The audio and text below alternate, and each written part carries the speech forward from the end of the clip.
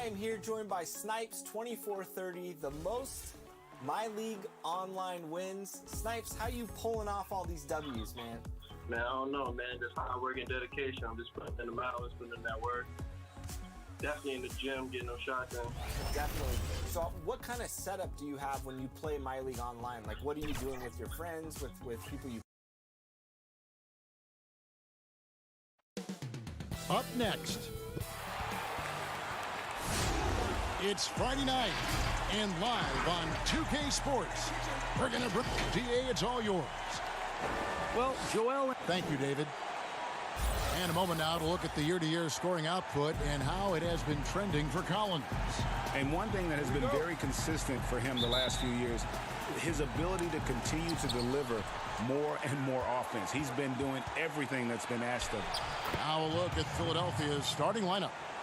Richardson and Harris filling out the wings. The talented combo up front, Horford and Embiid. And it's Milton in at the point. And for the Hawks, Young and Herter make up the back. Hunter at the 3 with Collins at the 4. And it's Capella in at the center, locking down the middle. Richardson, good. Clark up front. That's where the game will likely be won or lost in this one. Great talent, no doubt, on the front lines here. But if for some reason they cancel each other out, then you know where it's going to be decided, in the backcourt, with guys about your size, Kevin. Wait a minute. And here's Young from the arc. No good. And Philadelphia the other way now. Their last encounter was in Philadelphia. And whether by design or by accident, they drew so many fouls in that game. Foul trouble for the other side became a huge issue. And as a result, there was a blowout win. I mean, credit them for initiating contact and forcing the officials to make the calls. They could use a big shot here to get this offense going. Too many empty possessions. Right now, they need the basket. They get the rebound. They had a number of cracks at it, but came away empty-handed. Yeah, slow start right now. 5 straight misses to get this one going. Young with the steal. Embiid with the steal inside. Horford. Count the bucket coming off a perfectly placed assist. How about 3 or 4 from the floor to start? That's always a good sign. And the ball goes out of bounds. Last touch by Horford. Great instincts from him to get a hand on that pass and tip it out. And, you know, even though they didn't come up with the steal, that's still a nice defensive play. Now, here's Capella. The scoring numbers have been solid for him. He's averaging just under 14 points a game. Young passes to Hunter. Yeah, really like the defensive focus and intensity at the start. Exactly. Nothing easy. They're making them work just to get into their offense. Very disruptive so far. Out to Harris. Clock at 6. Beyond the arc. Rebound, Atlanta. First quarter of ball, almost 2.5 minutes in. Out of Wake Forest, John Collins quickly emerging as a top-notch scorer. A tremendous finisher, and his range extends out beyond the arc. And a wide-open look for Capella.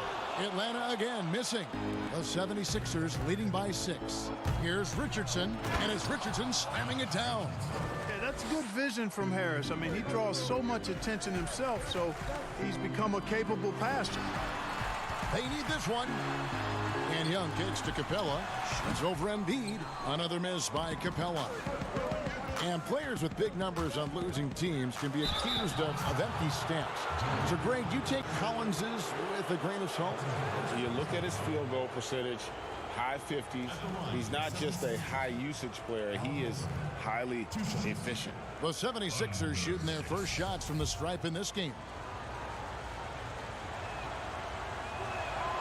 That's good from Horford. You know, he was the 3rd pick in the 2007 NBA draft, guys. Horford won 2 college championships in Florida back-to-back before entering the league. And the Hawks with a completely new group on the floor. And Greg, Al Horford over the summer opting out of a contract with Boston, the final year with the Celtics. A bit of a surprise to fans. You know, Horford said he wanted to test free agency. Talks between him and Boston abruptly ended. Was wooed by several teams, but ultimately signed on with the Sixers. A shot by Reddish, no good. And if you ask me what percentage of the time he's making that shot, my answer would be in the single digits. Well, you can't be forcing a shot like that. You got to keep the ball moving. Get something better. The Hawks trail by 9. Pass to Bembry. 1:14 left to play in the first. And the powerful one-handed slam. Strong move to the 10, trying to get his guys going. Hard not to get motivated, GA, right when your teammate makes that kind of play. Yeah, you know, when you're looking to close the gap, you need guys who will take it upon themselves to step up, take the initiative and make something happen. Boy, he could have taken himself, but he went from good, better to best in getting the shot for his teammate. Neto kicks to Korkmaz. Off target from three-point range. And even with good coverage defensively that time, he has confidence to drill the three. Outstanding distribution there. I mean, what impressive passing ability. And it's the 76ers with the ball after the basket by Atlanta. 26 seconds left in the first quarter of the game. Another miss by Philadelphia. Well, I cannot believe he didn't capitalize there, and neither can he. Good on the bucket. Denver's got 6. And he's got such a great touch and feel around the basket. He made that reverse look easy. Here's Scott. No good off the back of the rim. You're not going to see that very often. Plenty of space, but he just, let's face it, he whiffs on that. A good close contest so far as we finish the first quarter. 76ers on top. They lead by 1. And don't go away. We'll be back momentarily. The game is evolving, and Al Horford has changed his game along with it.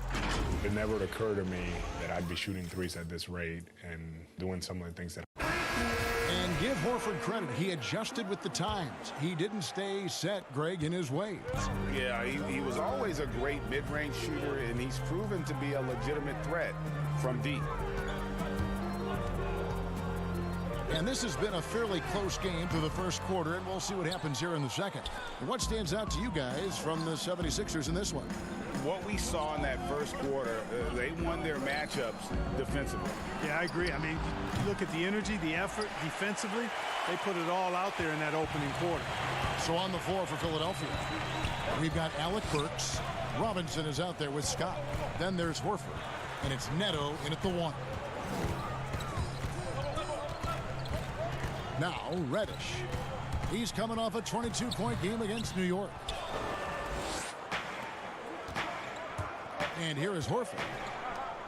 A drive by Scott. The shot's good on the assist by Horford.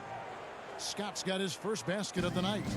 An elite distributor for a pick man. Horford is the kind of guy you want to play basketball with. Rare you'll see him miss such an open look. And there's been some turnover in the Philly front office, but through it all, some bold moves. Yeah, I'd agree with that, guys. First, the process, and we heard a lot about that as they were stockpiling draft picks and losing a lot of games. It was maybe the most drastic rebuild in NBA history, at least as I can recall. Then new leadership in Elton Brand, who's done an outstanding job, pushing all their chips into the middle to go for it. Great credit to him for not sitting back. In both cases, a plan and a direction, and that's what you want from your organization. And we've got an update here, so let's catch up with David Aldridge. Hey, Kevin. Well, the Hawks said they were going to be patient when they rebuilt their team, and they were going to do it through the draft, and they've stuck to that script. Now, Trae Young is probably the biggest name, but Atlanta's added a lot of great young talent the last 3 years. There's John Collins, Kevin Huerter, and in 2019, the Hawks added 3 more good young players in the draft. DeAndre Hunter, Cam Reddish, and Bruno Fernandez. Things are looking up in Atlanta. I would think so, too. On paper, it looks good. We'll see if it materializes. D.A., thank you as always. Clint Capella, he's checked in for the Hawks. There's the pass to Huerter. Here's Hunter, guarded by Robinson. Another 3 for Atlanta. Yeah, that's 2 bombs in a row from long range. And a little under 2.5 minutes gone by here in the second quarter. Burks. Mark, do you ever think we'll see a player coach in the NBA again? I don't think so, Kevin. The role is just so demanding. You know, it requires so much, and there's so much scrutiny now. I don't think you can effectively play and coach in this day and age. No, I don't think you'll see it happen. Last one we saw was Dave Cowens back in the late 70s, wasn't it? Yeah, that's right. And that's a long time ago, man. With the Boston Celtics. Yep. Hunter, the pass to Herter. It's good from long range. Herter's got the lead up to 2 now for the Hawks. And how about the awareness Hunter possesses? Understands when one of his guys has an opportunity. And that'll be 2 free throws coming up. Officials on the call with the foul. You know, guys, it's not surprising to hear that Joel Embiid gets a lot of inspiration from Hall of Famer Hakeem Olajuwon. Both came to the game late. Both represent the continent of Africa. And Embiid really kind of modeled his game after Hakeem, and that's a heck of a model. Korkmaz checked in for Philadelphia. Shake Milton comes in for Burks. Shot by Collins, no good.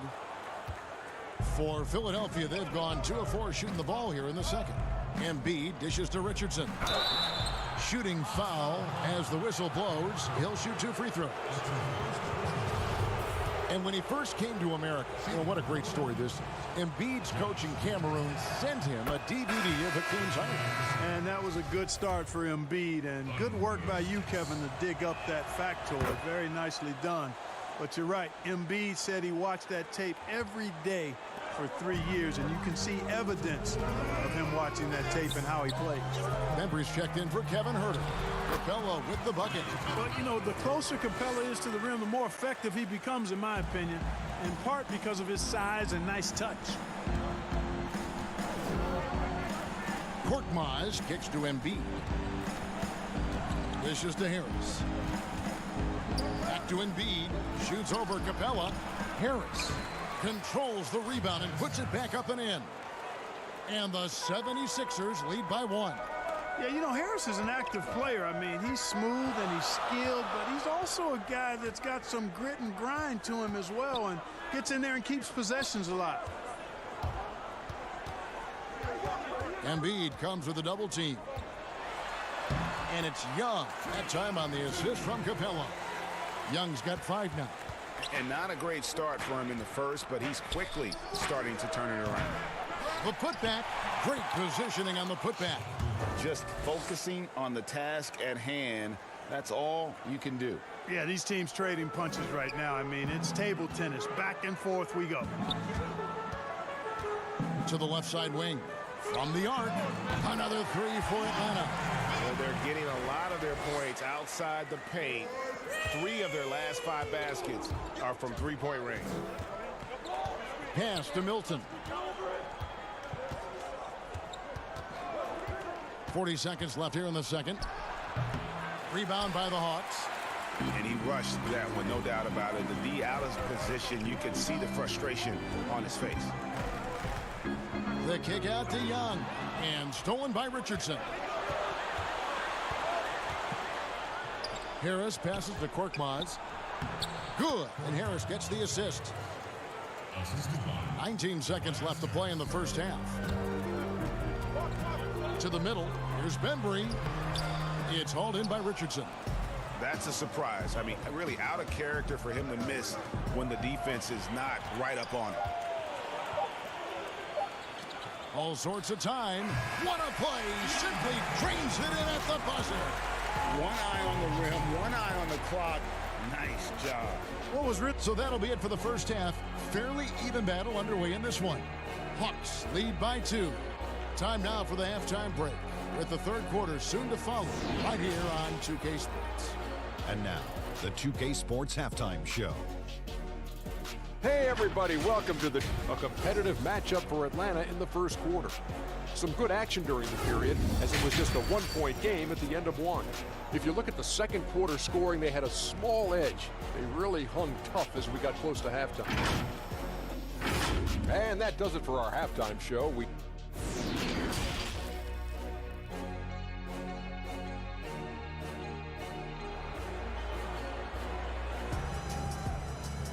And again as we get into this third quarter. As we've seen so far, neither team able to create much separation on the scoreboard yet.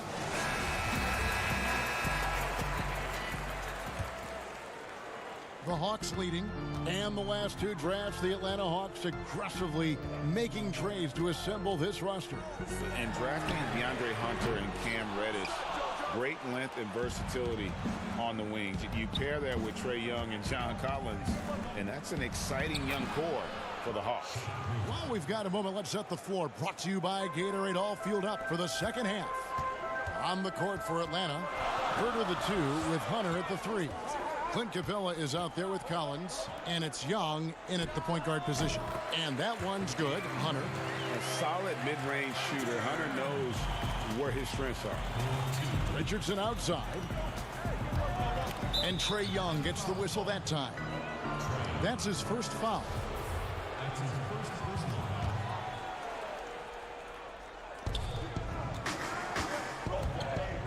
Here's Milton, defended by Young. Here's Embiid. From outside, off the mark. Atlanta is shooting 43% for the game. Young outside.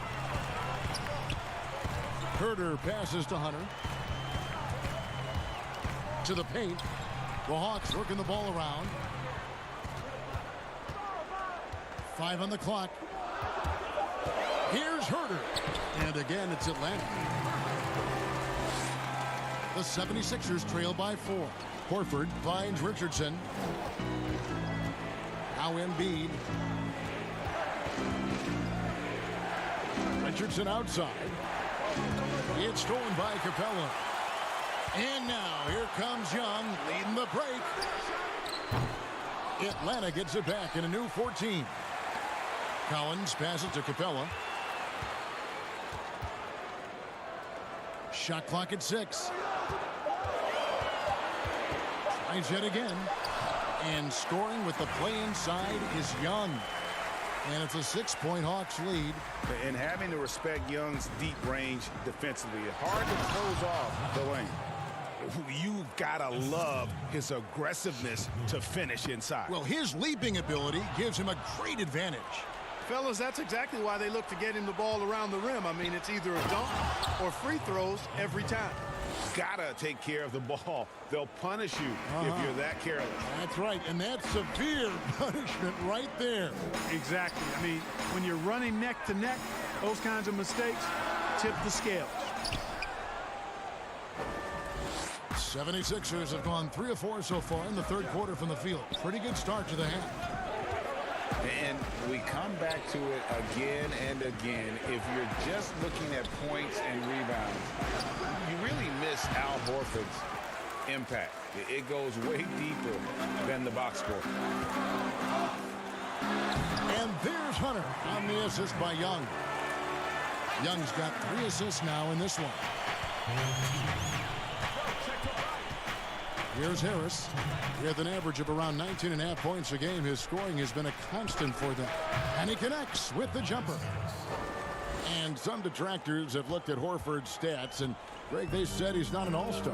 Even Sports Talk Radio calling him average Al. Nonsense. I mean, still a great defender, efficient scorer, elite passer as well for a big man. Then you get to his leadership. Big Al is the total package. He has a chance now to catch up with the 4th member of our crew, Hall of Famer David Aldridge. Kevin, Josh Richardson has made himself into one of the top defensive wings in the league. Richardson says there's a certain competitiveness that comes with being a good defender. The defensive end takes will, and I have a lot of it. Kevin J. Rich is self-described as super competitive. That edge is what drives him. It sure is. That's what it takes. Thank you, David. Out left to the wing. 52 seconds left in the third quarter. Huerter passes to Capella. Down low. It's tipped. And foul on the shot. He'll shoot 2 at the free throw line. That one on Embiid. And, you know, Capella has a big body, Kevin, and knows how to use it as he draws contact from the defense on his way out. So it's both teams making substitutions here. And he's good on the second. The 76ers trail by 3. Here's Thibault. Fernando pulls it in. Atlanta's gotten blank from three-point land so far in the third. Still 0 for 3. Reddish kicks to Capella. Here's Fernando. Boom, he jams it straight down. Yeah, I mean, maybe could have tried for a more memorable dunk than that one. And we know he's capable of those memorable ones. Hey, they've got a nice, comfortable lead here, fellas. Might as well keep it simple. Do it a plain, simple one-hander, just like pound cake. I would agree. Puts one up from 19. No good. And that's going to do it for the third quarter. Hawks on top, up 5. And do not go away, as we'll be back in just a few moments with the start of our fourth quarter. Here now a chance to show you our assist of the game, and it's presented as always by State Farm. And the definition of teamwork right there, guys. I mean, what great communication between them, and what a beautiful feed. For me, next to the big-time alley-oops and monster throwdowns, passes like that are probably the next best thing when it comes to sweet-looking NBA highlights. And with 3 quarters behind us, we start the fourth quarter in what is still anybody's ball game. Taking a look at the 76ers, we've got Alec Burks. Robinson is out there with Korkmaz. Then there's Embiid, and it's Thibault in at the shooting guard position. Teague the pass to Dedmon. Embiid with the steal. Here's Burks. Powered down after the assist. Let him into the lane. Well, he's got such a good understanding of when to go after the steals. Excellent instincts defensively from Embiid there. Here's Fernando. Guarded by Robinson. Carter with the 3. And Embiid pulls it down. Embiid's got 6 rebounds now in the game. Robinson kicks to Korkmaz. To take the lead. Pass to Burks. Here's Thibault. Back to Burks.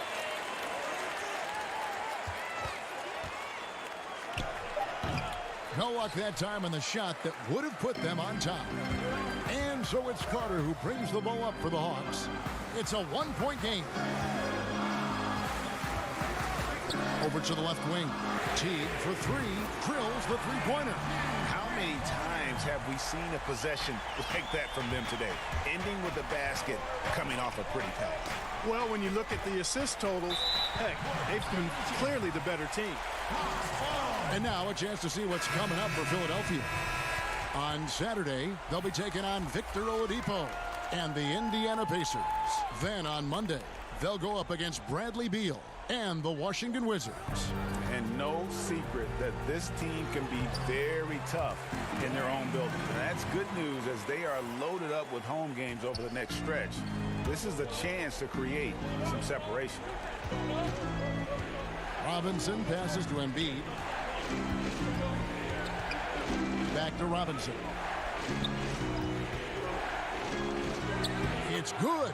And the Hawks lead is cut down now to just 4 points with the basket from Joel Embiid. Boy, a large frame and nimble feet and great strength allow Embiid to be bully balling guys down low. And really the defense fouling there to prevent the layup, but that's exactly what you need to do. It is. I mean, no reason to back off and give him the layup. You're much better off making him go to the line. John Collins, he's checked in for Atlanta. Young comes in for Jeff Teague. Then for the 76ers, Al Horford's checked in for Glenn Robinson III. Harris comes in for Korkmaz. And it's Shake Milton in for Raul Neto. Oh, great production on the interior right now. 8 straight from inside. Buffalo bully ball right there, partner. Okay. Getting a little physical. I like that. I like that reference. And a look at how the offensive approach has been going here so far for Atlanta. Boy, their passing has been picturesque, a thing of beauty in both halves. More than a few of their baskets have come off assists. And also, I think it's really led to the rhythm and confidence you've seen from long range tonight throughout the entire game. So for the Hawks, Clint Capella comes in for Dwayne Dedman, and Hunter subbed in for Reddish. And they're drawing more whistles and working their way to the line here in the second half. And guys, I think it's exactly the right thing to do with the lead. Keep going at defenders and find a way to get yourself to the line. Young with no one around, and the three ball is good. Young's got the lead up to 7 now for the Hawks. The first thing that jumps out at you about Young, that seemingly limitless shooting range and the spacing that affords for this offense.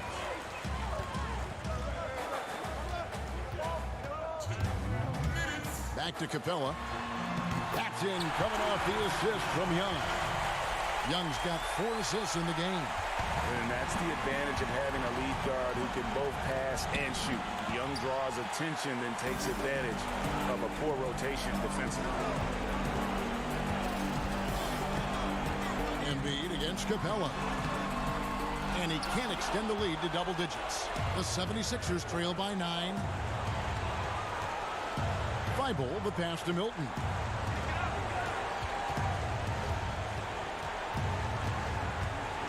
To the inside, Horford. And he can't stop the run as he misses. You know, even though it's a point-blank range shot, that's not an easy one, especially when the defense is that tight. Bucket is good. And now an 11-point Hawks lead. Awesome concentration there. When Hunter's committed to scoring, he's hard to stop. Pass to Milton.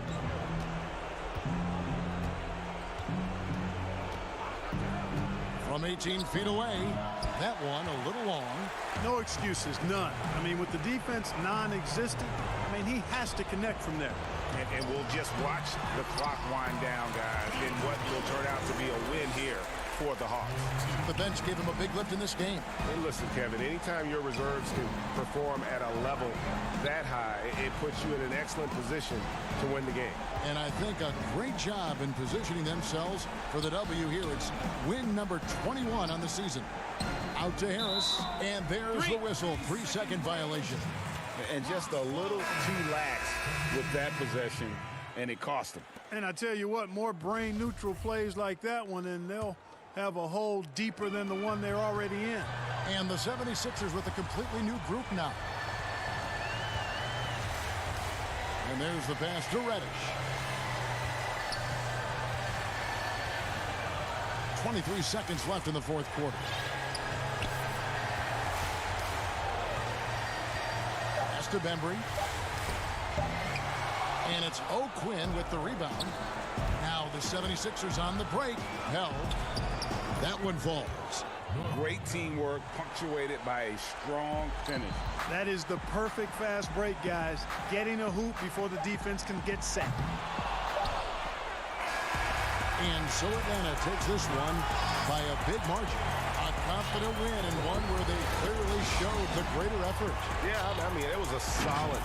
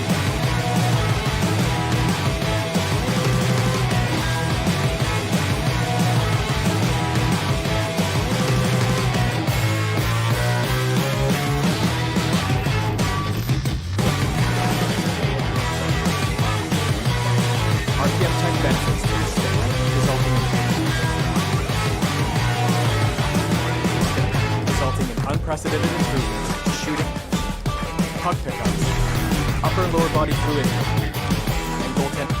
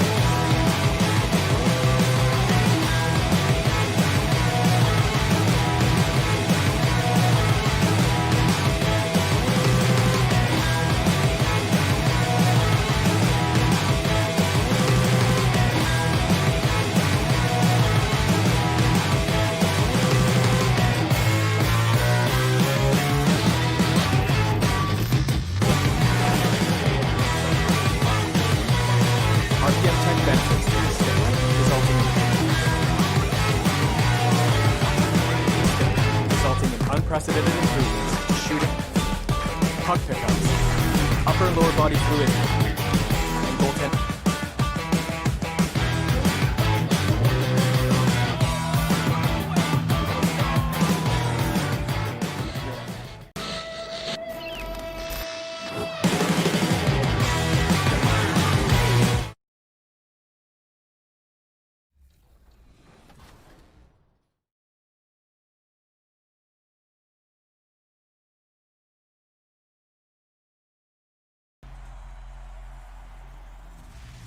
All right, we are catching up with the NBA 2K community talking about NBA 2K21, and we have Pretty Loves Pink in the house. Welcome back to the show. Love having you on, as always. Yes, I love being here. Thank you for thinking of me. Now, Pink, we talked last. Oh, Canada.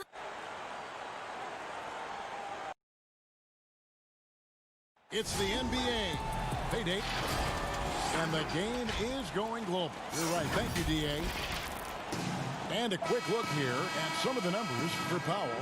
And guys, how about the surge of offense he's experiencing right now? These last 5 games, he's been a machine at the offensive end. A different score than he had been earlier in the season. We'll find out if he can keep it going here tonight. Now a look at Philadelphia's starting lineup. The talented combo up front, Horford and Embiid. Richardson and Harris filling out the wing.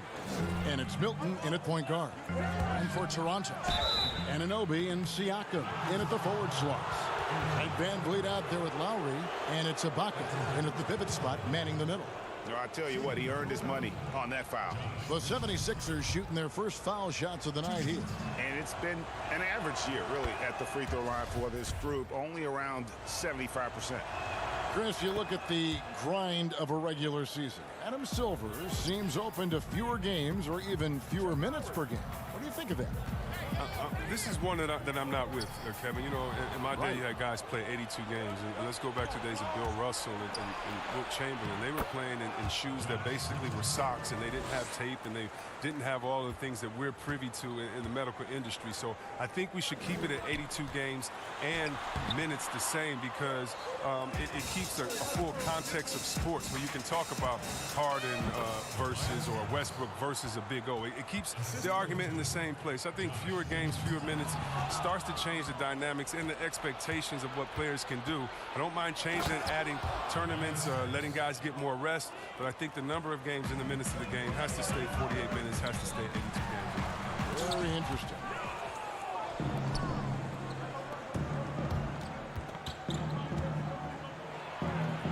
Richardson, good. Richardson's got 6. Impressive start here. That's 5 straight makes to start the game. Here's Van Vliet. And again, Toronto no luck. Yeah, scoreless here early after their first 4 shots. They right now are searching for a bucket. Yeah, with no defensive pressure at all, you've got to be able to make that exchange. The Raptors have gone 0 of 4, missing their first 4 field goals here. Here's Lowry. And again, no good by Toronto. Yeah, trying to get going here, but that's an offer for the first 5 here to start the game. Hilton the pass to Harris.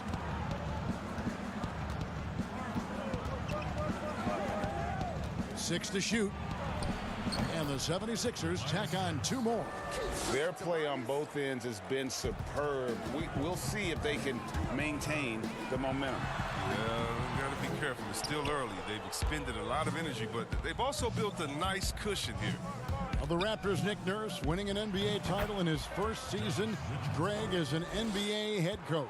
The first time a head coach who'd also helmed a team in a foreign league has won it. Nurse often reminisces fondly on those days coaching in Europe. And this summer, he was entrusted with coaching the Canadian national team at the FIBA World Cup. So it's Toronto now. After the Sixers pick up 2, he gets it in there. A veteran guard with a knack for penetrating defenses. Lowry can pretty much get any shot he wants. Richardson kicks to Horford. In the corner, it's Harris. And slam dunk by Harris. Really seizing the momentum of this game, but doing it with a methodical approach. Yeah, you're right, Greg. They decided to pound the ball inside, using their physicality to set the tone. And what a take from Lowry, using that quickness to just blaze to the rim. Horford, good. Yeah, these defenders just look a bit overmatched, especially inside. Now, here's Lowry. He had a 21-point outing in their last game against Utah. Given the size disadvantage, you have to have a lot of confidence to take that shot. No question, GA. I mean, it takes skill and a certain level of fearlessness. It's Richardson on the wing, covered by Van Vliet. Elbow shot. Rebounded by Serge Ibaka. Very dangerous to leave a guy like that open. Lucky break there for the D. And the call on the shot that sends him to the line. And the potential Anunoby has is exciting. Has the athleticism, the shooting touch, and the drive to keep improving. And Toronto will go for a different look here. Marc Gasol is checked in for Ibaka. Rondé Hollis-Jefferson comes in for Pascal Siakam. Norman Powell's checked in for Fred Van Vliet. Davis is subbed in for Kyle Lowry. And it's Harris off the drive. 6 for 6. He's yet to miss from the field. His individual effort has been outstanding tonight, and it's helped him grab the lead. There's the steal. And here comes Harris leading the fast break. And the layup's good off the glass. Harris has got 14. Moving it around, 8 of their last 10 coming off assists. Got a piece of it. Gasol with the steal.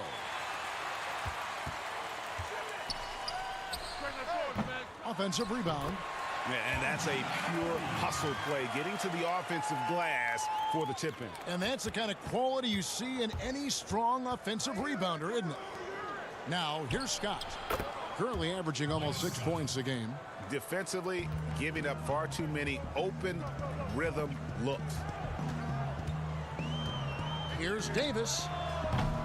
It's hauled in by the 76ers. And that was a little bit of a range check for him. Trying to take advantage of that extra space on the perimeter.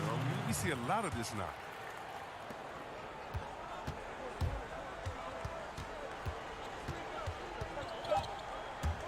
Three seconds left. That misses off the backboard. And so it's Philadelphia holding a big 18-point lead to close the quarter. Their defense has been terrific in this game.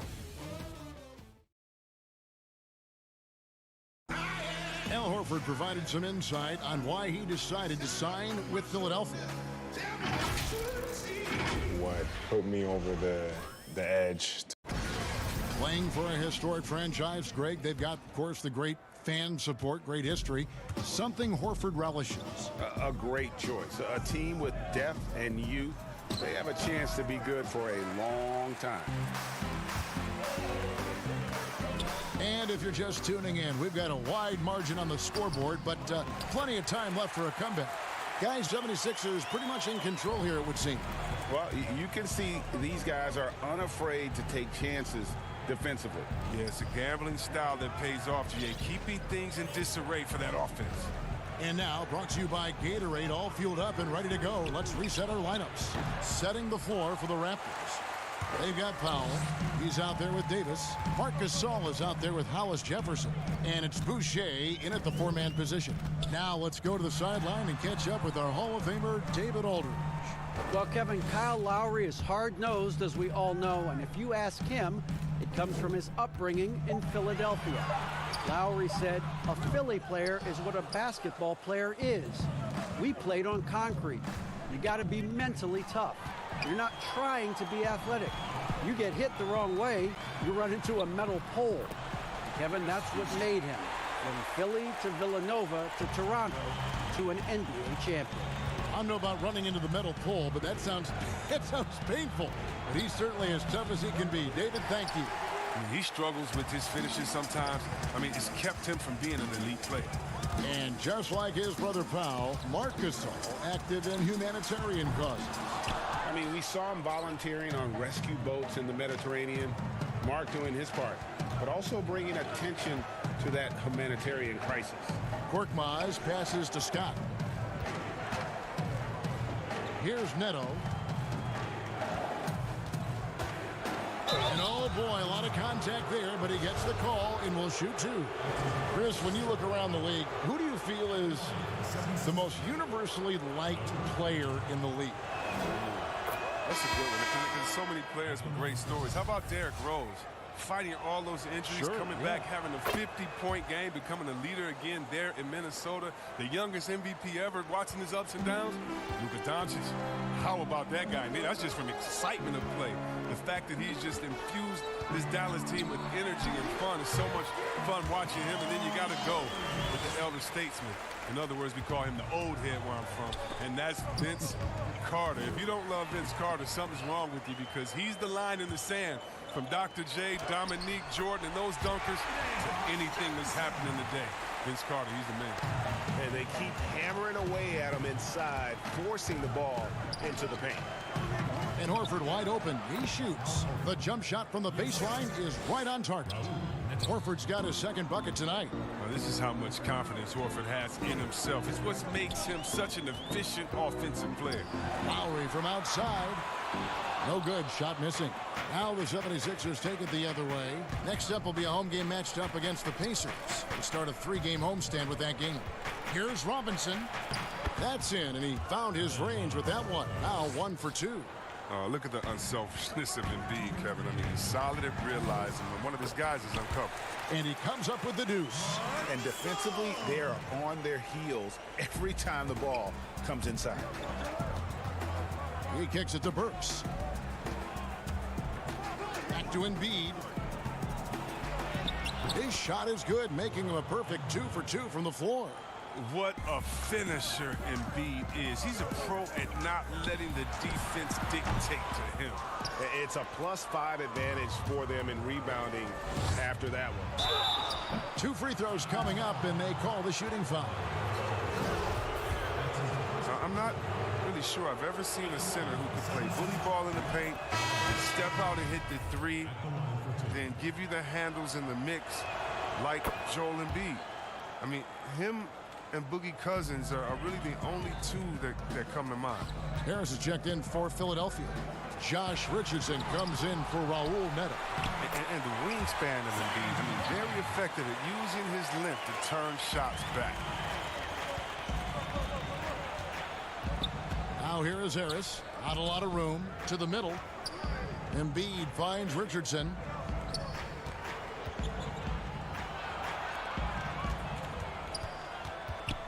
Six on the shot clock.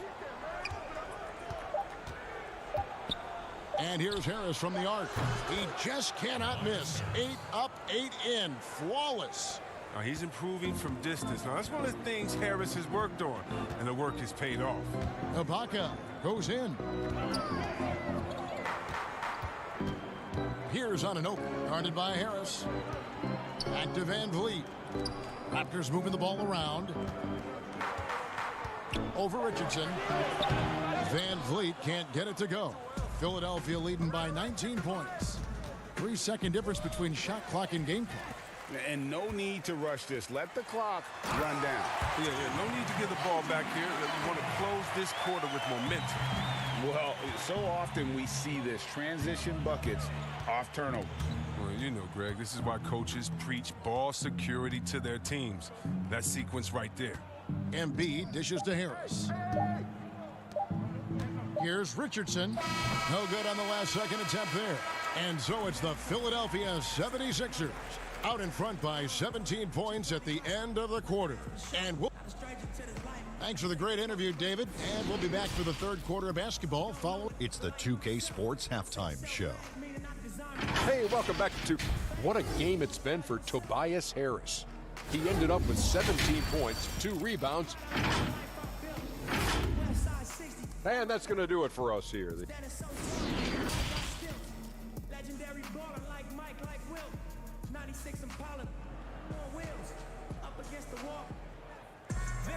And there wasn't too much drama in the first half, but maybe things will tighten up here in the second. We've seen a tremendous game from Harris. In that first half, he was a hot knife, and the defense was butter.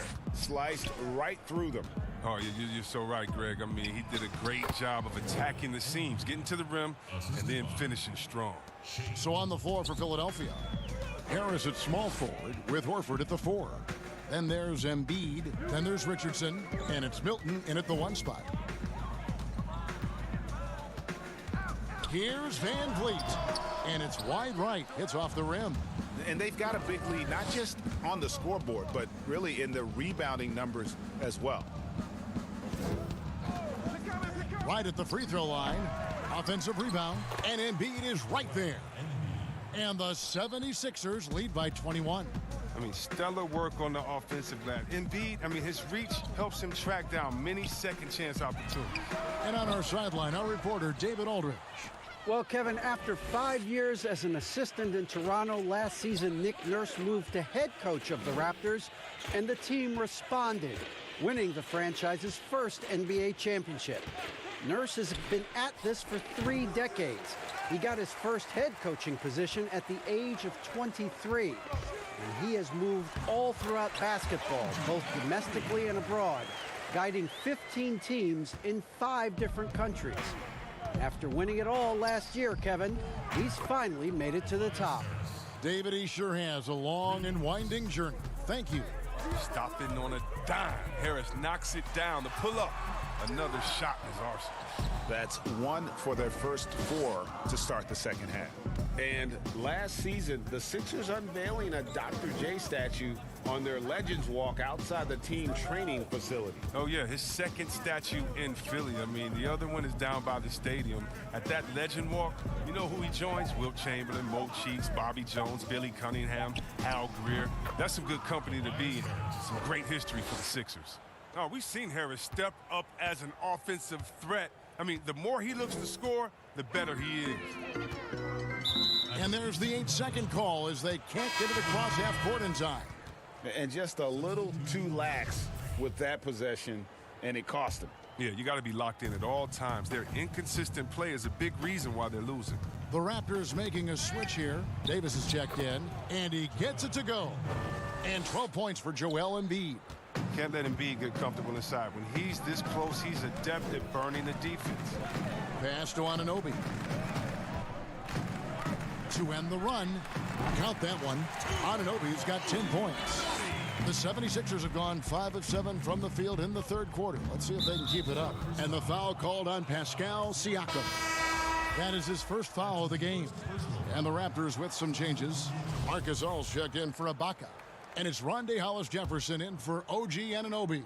Then for the 76ers, Scott comes in for Al Horford. And it's Burks in for Shake Milton. Right wing, here's Thibault. A three-pointer off the mark. When the defense gets about him on the perimeter, they're playing with fire. Lucky they don't get burned here. Excellent assist there. Just led him to the perfect spot. And so it's Burks bringing it up now for the Philadelphia 76ers.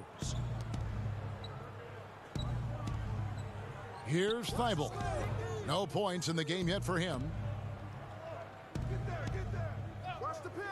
Chris, the NBA has flattened now the draft lottery odds. And now that you've seen it at work, seen it in play, any additional changes you might make? Well, you know, Kev, I still a wait and see for me. I definitely like the NBA making sure they try to address the problem. You never want a team to think that they can be rewarded for losing. So I like what we've done so far. But, you know, if I'm a GM, if I'm a president, I'm always going to try to find ways to manipulate and find that, you know, those open gray areas. And so I think this is something we're always going to have to address, but I love the fact the NBA has gotten ahead of the problem. Well, like the Clippers of a year ago, they look like, gosh, they've lost all their superstars, but they gave it such a great go. They actually made the playoffs. Yeah, and it started from the top. I mean, Mr. Right. Ballmer said, listen, we do not want to lose. We're going to go in and we're going to play hard. And I tell you what, I think that's what rewarded them during free agency by able to go out, recruit players and say, listen, we don't lose here. We just need you to take us over the top. And I think that's a pretty good recruiting pitch. Philadelphia shooting their 7th and 8th free throw attempts for the game right here. That free throw good from Korkmaz.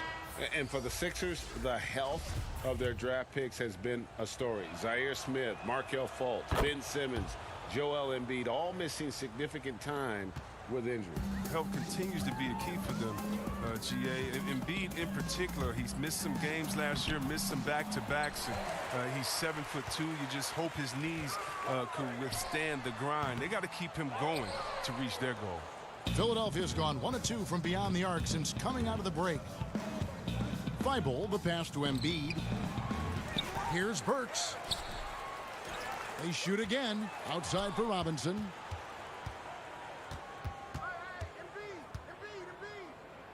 The pass to Embiid. Just 4 to shoot. Philadelphia needs to get a shot off over Gasol. And there's Embiid. That's good on the assist from Robinson. Embiid's got 14. And now you see them starting to really work the ball inside. Outside, Davis. Shot from 16. Off the mark. And as we conclude the third quarter, pretty much a blowout. It's been a one-sided affair. 76ers on top as they wrap up the third quarter with a tremendous 17-6 run. And we're just... And let's go back to a terrific pass that we're calling tonight our State Farm assist of the game. And I'm glad this was the pick because I love this pass. Such a great dish. That's what I call court vision. Well, it's also called making a good read, understanding where everyone is and taking full advantage. Fantastic. And 1 quarter to go in a game that to this point has not been an evenly fought contest. They've got McCaw. Johnson is out there with Norman Powell. Then it's Thomas. And it's Boucher in at the 5 down low.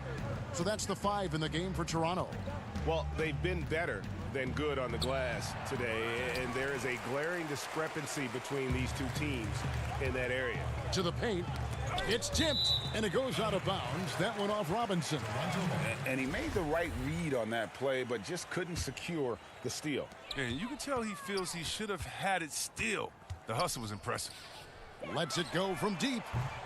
No good that time. The 76ers shooting 65%, an outstanding offensive display from them. That one goes. Count it. Burks has got his first bucket of the night. Well, that's a well-deserved assist. Not every player has the vision to make that feed. Tipped away. Johnson kicks to Powell. Double team on Thomas. Powell, the pass to McCaw. And the Raptors miss again. And now here comes Robinson leading the break. And foul on the shot, so he'll get a chance at the line. Chris, there is that transition from being a player to retirement. It can be a challenge for some. What were the keys that you found in succeeding at that? Well, first I think is adjusting to the fact you don't have the same schedule. You don't have a physical release that you used to have. You miss the locker room and the camaraderie with all the guys. And so you miss the culture. But secondly, I would say take all the lessons that you learned, and for me this was big, from sports and use them in business. So in business, I became a rookie in other areas. I found a Chris Mullin type in business. I found a Latrell Sprewell type, guys that would mentor you, guys that you would play on their team. Humble yourself, get back to it, get to practice, get to meetings early, stay at practice late, stay at meetings, and be the last one that leaves, and just take the culture of basketball, infuse that athletic personality into the personality of whatever you go into next, and you can use those tenets to have a wonderful retirement and really enjoy it. So for me, it's been awesome. And by the way, I've had twins, and so since retiring, and that'll keep you just as busy as it was you were playing. So you can find ways to keep that same lifestyle. That's right, and some sound advice too. And the lack of effort to fight over the screen there makes that an easy shot. We see this all too often. You have to be willing to put in the work. Now here's Powell. Here's Thomas. Can't cash in from the high post. And it's Neto with the ball. He'll bring it up for the 76ers. A great fourth quarter, just giving up 2 points. Here's Powell. Here's Boucher. Near the three-point line, it's Thomas, and the shot is long. I didn't see that miss coming. I mean, he's usually been money from that range. The other day, Chris, I heard Commissioner Adam Silver talking about that it strikes him sometimes how isolated players can be with cell phones and headphones, and those things wouldn't help that. Is it something that you've noticed or that you're concerned about? You mean with my nephews and nieces and friends that are younger and kids walking across the street looking at their phones and not even looking both ways? You know, your play-by-play partner, whoever it might be. Yeah. Oh, come on. You know, Kevin, those are the times. And so I would tell Adam Silver, Mr. Commissioner, yeah, that's a basketball problem. That's a world problem. How are we going to stop any of that? We're here now. There's no putting that genie back in the bottle, Kevin. There's 1:54 left here in the fourth quarter. Robinson passes to Milton. Lets it go with a three. Trains the three-pointer. He's just stretching him out. The defense has got to do a better job of staying attached to him. Yeah, I mean, that's not a guy you can leave alone. Not if you have any hope of closing the gap. It's good. I wouldn't want to be the guy who has to keep him off the boards. He is a beast on the offensive glass. Pass to Neto. Some nice ball movement here by the 76ers. Outside Robinson.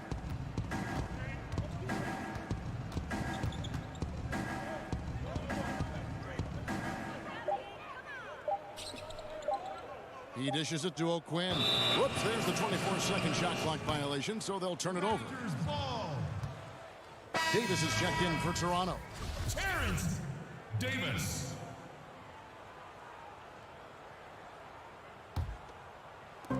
.112 left in the fourth quarter. Well, guys, this was never really a contest, just a total obliteration, if you will, and you can safely say mission accomplished now for the 76ers. It was a standout performance across the board. I mean, it was like watching a cat play with a mouse. They were able to do more or less whatever they wanted. And this will push their record to 39 wins in a good effort tonight. And what a tremendous standout performance it was for Tobias Harris. It was the kind of game for him that all scorers dream of, where the basket seemed as wide as a barrel. The 9-foot shot. Oh, Quinn can't hit. 35 seconds left to play here in the fourth. Here's Boucher, and he gets the whistle. 2 free throws coming up. And the first one at the line is good. The 76ers making a switch here. Korkmaz is checked in. Second free throw, no good. They're looking to get the most out of every possession. Frustrated to miss even one free throw right now. Davis with the double team. Pell. It's hauled in by the Raptors. 16 seconds left to play in the final quarter. And Davis puts it in. Davis. Well, check out that assist. That's a pair of teammates that are clearly on the same page. Boucher. Here's Neto.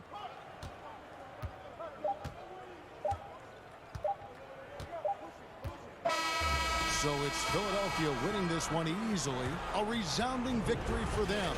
And Greg in enemy territory, no less. That's exactly right. But with the way they controlled the game. All right, David, thank you. Well, folks, that's going to do it for now. For David Aldridge, Greg Anthony, and Chris West.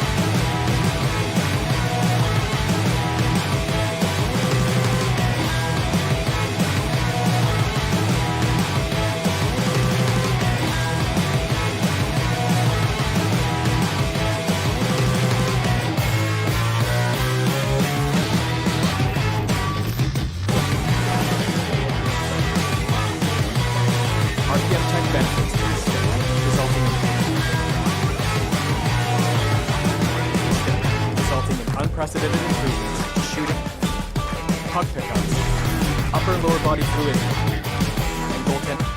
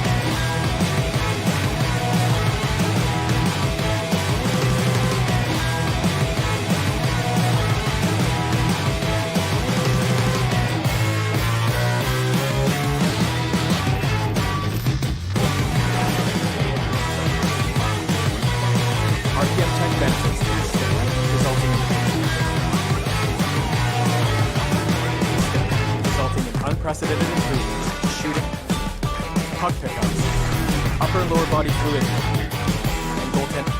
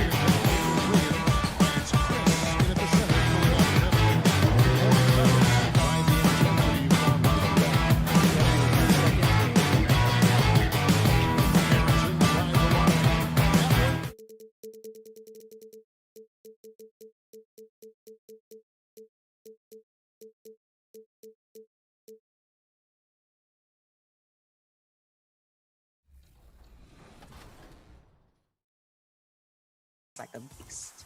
So we just talked to Aerial Powers, and I hear that you're going to be in her tournament. Can you tell us a little bit more about that? We don't have any details yet, but I do know that Hazel's going to be a captain, and she asked me to be on our team. I don't know if I was supposed to be a secret or not, but everybody knows now I'm on Hazel's team, so look out for us in the Aerial Powers tournament coming up. The all-female tournament, by the way.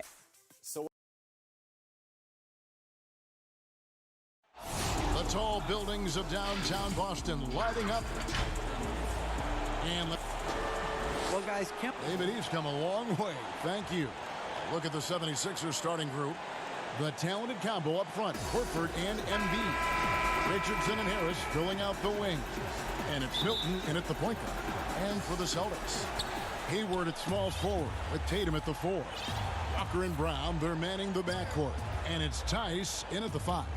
Goes up on the block, and Embiid, the bucket on the assist by Richardson. A lot of opinions, Doris, on who may be named the coach of the year. When you look at the criteria for you when you're voting, what do you look at? Well, obviously, you think about who has the best record. That's the first thing you look at. And what has contributed to that best record. But it isn't only about that, right? You have to consider, number one, what's the roster challenges that head coach may have had to overcome? Did he have to deal with any mid-season trades? There are so many things that go into making up a great year as a basketball coach in the NBA. So many things. Harris passes to Horford.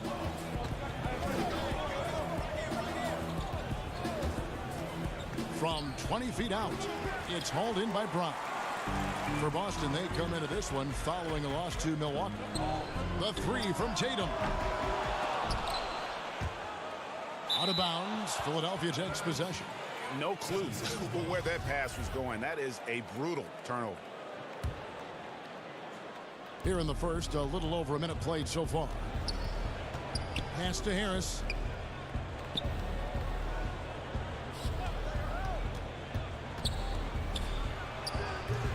The 76ers again can't hit it.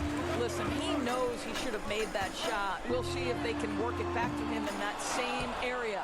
The 76ers have gone 1 of 3 from the field to start this one so far. Up and in on the layup. And once he got to the 10, I think he was surprised to find himself that wide open. I think defensively, that is not the way you want to start. Giving up high percentage looks, that doesn't typically end well. Now here's Hayward. He had a 27-point outing in their last game against Milwaukee. Well, you also have to credit the way he controlled the pace of the game and was able to create for his teammates. Well, deliver the pass where your teammate can do something with it. Nice. Boston's gone 0-4 from three-point land to start out, looking cold from outside. And the Celtics, Brad Stevens, one of the youngest head coaches in the league and also one of the more respected. And Greg, I was surprised that he didn't get any Coach of the Year votes 2 seasons ago. Think about it. The Celtics overcame injury to make the Eastern Conference Finals. Last season, he admitted his most trying in the 12 years as a coach. Boy, he is looking to get them back. Oh, my goodness! What a play! We've got to get this guy in the dunk contest. Jaylen Brown taking flight with that insane athleticism. And Kemba Walker is going to pick up the foul. That's his first foul. Boston making a switch here. Smart's checked in. Just over 2.5 minutes played here so far in the first quarter. Here's Richardson. The scoring numbers have been solid for him. He's averaging just under 14 points a game. Clock at 6.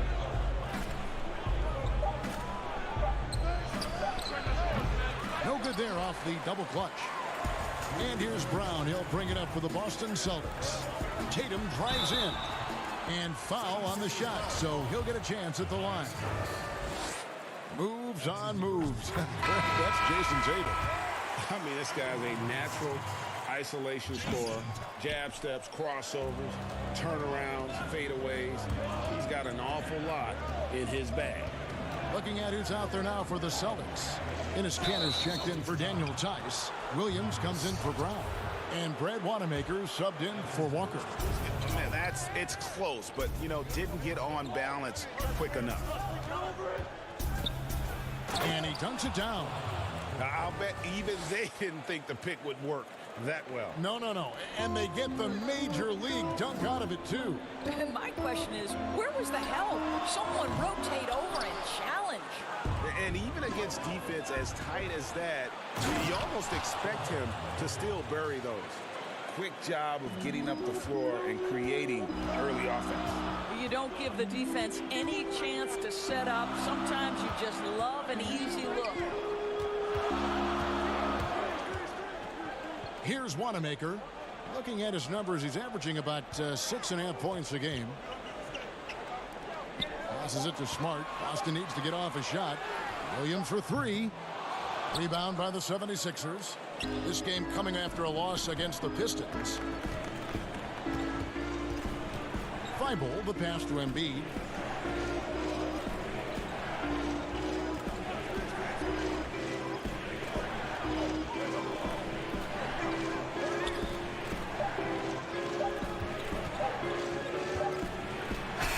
And it's good with time running down on the shot clock. Embiid's got his second basket of the night. And that's 10 straight points in the paint. The defense, nowhere to be found.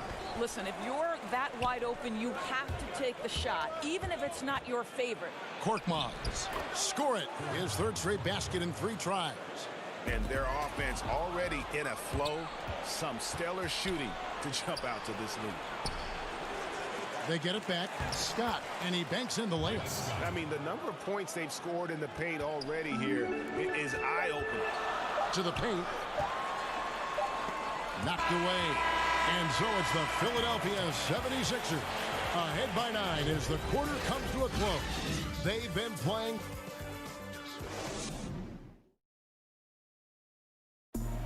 Gordon Hayward reunited with his college coach, Brad Stevens. Our relationship started when And I'm sure, Greg, that relationship played a big role in Hayward deciding to join the Boston Celtics. And not just a connection, but a respect. Hayward now a veteran in this league, while Stevens has moved into the conversation for one of the better young coaches in our league.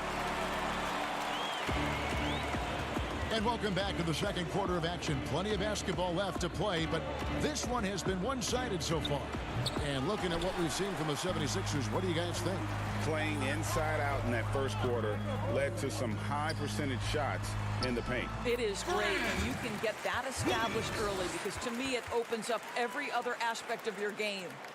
And a moment now to reset the lineups, courtesy of Gatorade, all fueled up for the second quarter of basketball. On the floor for Boston, Williams is out there with Hayward. Then it's Marcus Smart. Then it's Williams. And it's Wanamaker in at the point. Nicely done. They continue to attack inside, and that's 10 points in a row in the paint. Inside. The shot by Williams, no good. The defense ready for him on that possession. They had to be, because he is so strong in the paint. In the city of Boston, 12 championships since 2000, 6 in football, 4 in baseball, and 1 apiece in hockey and basketball. Greg, you'd have to say Boston has become the sports capital of the country. The fans are knowledgeable, they're passionate, and they are justifiably proud. And foul on the shot. He'll shoot 2 at the free throw line. It's going to go on Alec Burks. You know, he just plays with such tenacity on both ends. Williams is a rising talent who wants to prove he belongs. And some changes here for the Celtics. Daniel Tice is checked in for Williams. Brown comes in for Smart. And Walker subbed in for Brad Wanamaker. Then for the 76ers, Al Horford's checked in for Joel Embiid. Tobias Harris comes in for Scott. And it's Richardson in for Raul Neto. Over in the corner, Brown. Back to Walker. Nice ball movement by Boston.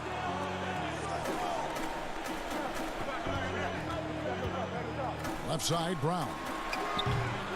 The putback controls the rebound and puts it back up and in. Yeah, hard trying to keep Williams off the boards. He makes it a mission to keep possessions alive. Burks, the pass to Horford. Doesn't go that time.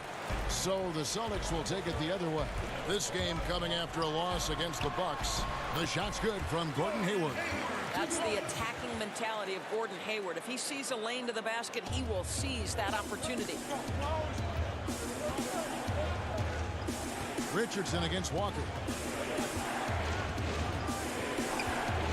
Richardson outside. And that one hits back iron. Celtics trail by 4. Pushing it up. The shot by Hayward, wide open, with nobody on him. He buries the jumper. Hayward's got 5 points now in the quarter. Doris, you played, you've coached, you've broadcast, you've done it all in this business. How did you like to be coached when you were a player at the very top of your game? Yeah, I think one of my favorite things were coaches who challenged me, those who would not allow me to accept the level I was currently at, those who wanted to push me and extend and expand my game. Listen, every player wants to be respected. Every player wants to feel valued. But the great ones to me, the LeBron James, the Kevin Durants, they want to be coached hard. They want you to push them to the greatest possible level they're capable of. That's great insight. Robinson dishes to Harris. That's good, and he's now 3 for 4 from the field. Yeah, 3 consecutive field goals have come right at the rim. The D had better start buckling down. Brown with it, picked up by Harris. Brown kicks to Williams. His 3-pointer's off the mark. He couldn't believe how open he was. He just couldn't convert it. And the call on the shot that sends him to the line. The 76ers shooting their first shots of the night from the charity stripe. The first one falls. Some changes for Boston. Enes Kanter's checked in for Robert Williams. And it's Jason Tatum in for Gordon Hayward. And here's Brown. He'll bring it up for Boston. 7-point differential. Their last meeting was in this building where they were able to come out on top. And, you know, they played a terrific all-around game. The effort level was there as well as the production. Yeah, definitely. I mean, it was hard to imagine them being much better at the offensive end. They were so efficient in almost every aspect. Here's Harris. If it counts, Harris has got 8 points. This guy reads situations so well, and he knows how to execute. Brown with it, picked up by Harris. The pass to Tatum. Al Horford with the rebound. A good board there, Kevin, but overall they're getting slightly out-rebounded. 2-second difference between shot clock and game clock. Harris rebounded by the Celtics. and his defense so valuable. Not many can bobble that shot at the rim. Boy, you see the effort. You see the range. This guy prides himself in his ability to shut you down. And here is Horford. It'll count. And the last shot before the buzzer is off. And that'll do it for the first. And now, the 2K Sports Halftime Show. And we hope you enjoyed the Philadelphia finds themselves ahead after 2 quarters. They are leading by 4. And that does it for our...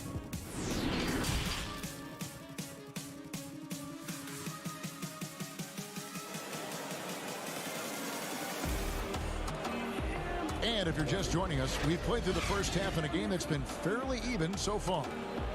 You look at Tobias Harris, he has really been playing well. And you know he's going to put up points every time out, but boy, he made it look so easy in that first half. Now let's see if he continues that trend the rest of the way. He certainly has the talent and the endurance to do just that. And so in the game for the 76ers, big forward pair, Harris the 3 and Horford the 4. Then there's Embiid, then it's Josh Richardson, and it's Milton in at the 1. Horford no luck. Boston trailing. Brown finds Walker. To the middle. Got a piece of it. Now Tice. Over to the left wing. Down low. 6 on the shot clock. Can't tie it up as that one's no good. The 76ers shooting pretty good tonight at 48%. Harris drives in. And slam dunk by Harris. Al Horford is such a tremendous passer as a big man. Wow, does he get work done offensively. It's a close game here in Boston. The Wizards on the road to face them after this game. That'll be the latter half of this 2-game homestand. Walker's shot is off. Now the 76ers with it. Their biggest lead of the game was 9. I'll tell you, for all the intangibles that Al Horford brings to the table every night, the leadership, there is such a humble, authentic, unselfish nature that I think sets the tone for the whole team. The kick out to Walker. The tray. Out of bounds. It'll be 76ers ball. And a look now at the Celtics' upcoming schedule.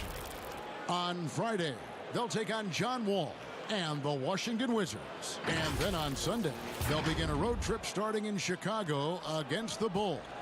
And just looking ahead to what's on tap, there are a lot of winnable games for them, but you can't go into the stretch with that mentality. You've got to focus on what's in front of you and bring it every night.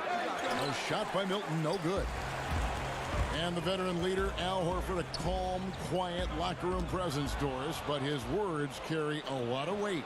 No doubt, Kevin. Why? Because he's always team first, because he plays the game the right way, and this helps create a culture of winning. It's why Al Horford is so coveted.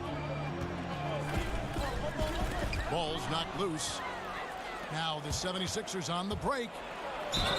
And they call the foul, so a chance at the line for one more coming up. Agile play to get his hand in there and get the steal. Intelligent play to immediately start the break. And a new group in for the Celtics. Williams, he's checked in for Daniel Tice. Williams comes in for Gordon Hayward. Smart's checked in for Brown. And Brad Wanamaker subbed in for Kemba Walker.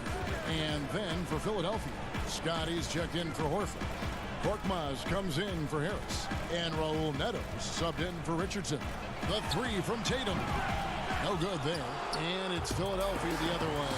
Here's Williams. Oh, and the jam by Williams. An unreal athlete. Williams gets off the floor with such ease to power it down. Embiid inside. He's against Williams. That one is good from Joel Embiid. Embiid's got the lead up to 11 now for Philadelphia. They've been looking out of sync offensively. Yeah, their offense has ground to a standstill. Out of bounds, Philadelphia takes possession. In a moment here, let's check out the numbers for Joel Embiid. An amazing run for him the second half of the season. Averaging about 27 points per, 10 rebounds, and 2 assists. and he does the heavy lifting on the glass, throwing himself into the rebounding battle with just complete effort. Well, you get the feeling he believes every rebound should be his, and most of them are. This guy is putting up tremendous numbers. Enes Kanter's checked in for the Celtics. Burks, good on the jump shot. You give Alec Burks a little daylight. This guy is ready to fire. Celtics trail by 13. Right side, Smart. Williams scanning the floor. Launches a three. The shot, no good. And it's Philadelphia the other way. And they've only got a slight edge on the boards, but it just feels a lot bigger. Here's Thibault, guarded by Smart. Here's Embiid, plays it up and banks it in. Embiid's got 12 in the game. Big miscommunication on defense. He recognizes it and quickly takes advantage. And that's typical of this guy. He's always reading the situation, reacting quickly, and capitalizing. Here's Williams, and Philadelphia grabs the miss. Embiid's got 7 rebounds in the game. To the left wing, here's Korkmaz, drills it from outside. He's got 9. And it just seems that every pass they make is leading to a score. Just great ball movement. Now here's Tatum. Defense is right there. They need this. And that'll be 2 free throws coming up. Officials on the call with the foul. You get the sense that Jason Tatum has a drive to be great. This is a young player who doesn't lack the confidence. I love watching him play. Brown is checked in for Boston. Al Horford's checked in for the 76ers. Richardson comes in for Alec Burks. 29 seconds left in the third. Horford the pass to Korkmaz. He shoots again, and it's good on the layup. Korkmaz has got 5 points now this quarter. Second chance points always hurt. Just not enough effort to block out. No doubt those extra possessions can really add up against you when you do not take care of the defensive glass. Here's Horford. And the 76ers get it back. Richardson kicks to Embiid. That will count. No good on the last second attempt there.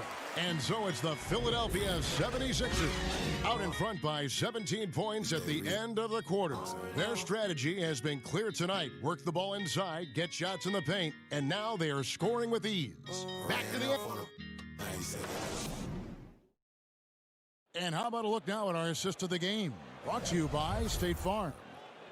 Just true artistry right there. I mean, great decision on where to go with the ball, and how about the perfect delivery? We call that, Greg, putting it right in the pocket, and he knew what to do with it once it was there. And there have been 2 very different performances from these teams today as we get going in quarter number 4. Brown the small forward with Tatum holding down the 4 spot. Walker and Smart the guards. And it's Kanter in at the center filling out the middle. That's the Boston 5. Brown the pass to Walker. To the inside and stolen by Harris. And here we go with Horford running up the court. Pass to Thibault. Draws contact on the shot, and now a 3-point play chance as he'll head to the line.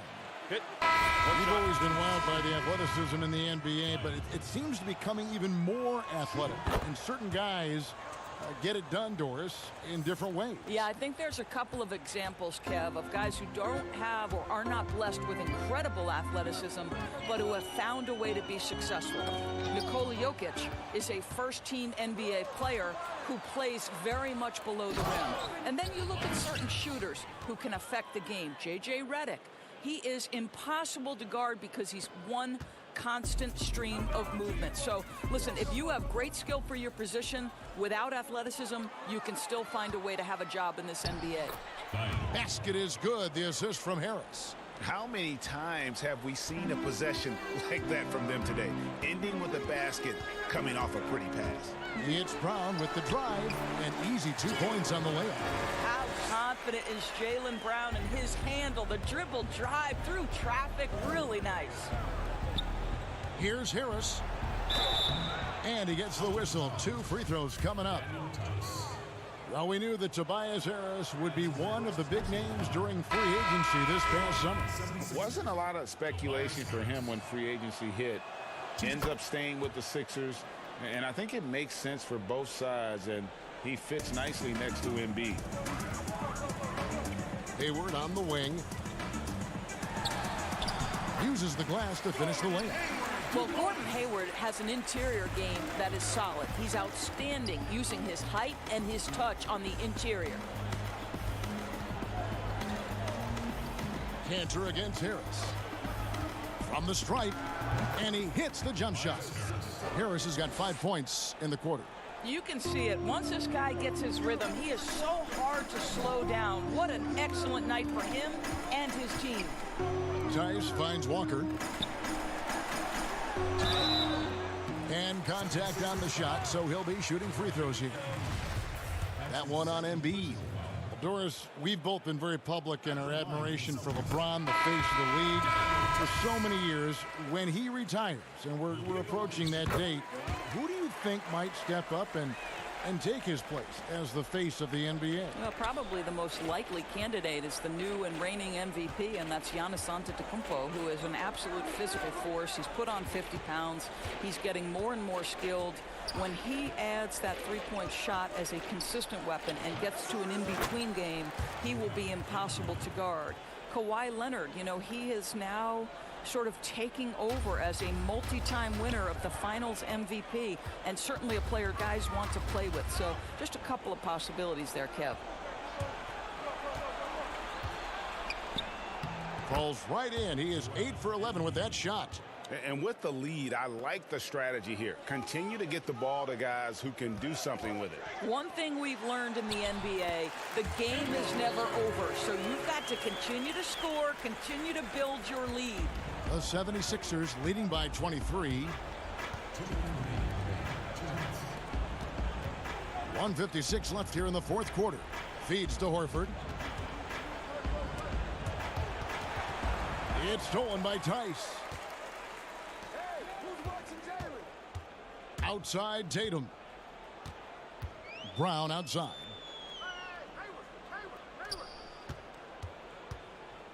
Here's the three. And it's Philadelphia with the rebound. Horford attacking. Embiid with it. He's picked up by Walker. It's good. And that's now 18 points for Joel Embiid. And as we head to the final buzzer here, a crushing blowout. Big-time dominance, and this will go in the record books as a gaudy win for the 76ers. It was a standout performance across the board. I mean, it was like watching a cat play with a mouse. They were able to do more or less whatever they wanted. And this will push their record to 39 wins in a good effort tonight. The one player that really stands out, of course, in this one, it was a dazzling game for Joel Embiid. Boy, I thought his best work was his pursuit of the basketball. He competed for every rebound, fought for position in the paint, and never stopped working. I love it. You simply must play better defense than that. This guy is too good from distance. Good ball movement here by the 76ers. Fires from the wing. It's hauled in by Brown. The shot's there for him, and he's got to take it. I don't care if he doesn't convert. That's a shot he has to continue to take. You can appreciate the fight now, but it isn't how they came into the game. No doubt. It felt like they were a little tight for much of the evening. Now they're in a better flow, but it may be too little too late. Spirited performance. You love to get this kind of win, especially on the road. You've got to be able to block out all distractions in enemy territory. This team did a tremendous job staying focused on the task at hand. And he can't get the first one. And for Jaylen Brown at the free throw line, he has worked so hard on his mechanics, and that's paid dividends in terms of his confidence, guys. And it's Neto with the ball. He'll bring it up for the Philadelphia 76ers. Harris finds O'Quinn. The 17-footer. Rebounded by the Celtics. For three, Williams. So it's the 76ers winning this one easily. To come into an opponent's building and dominate the way they did tonight says, I think, Greg, an awful lot about this team.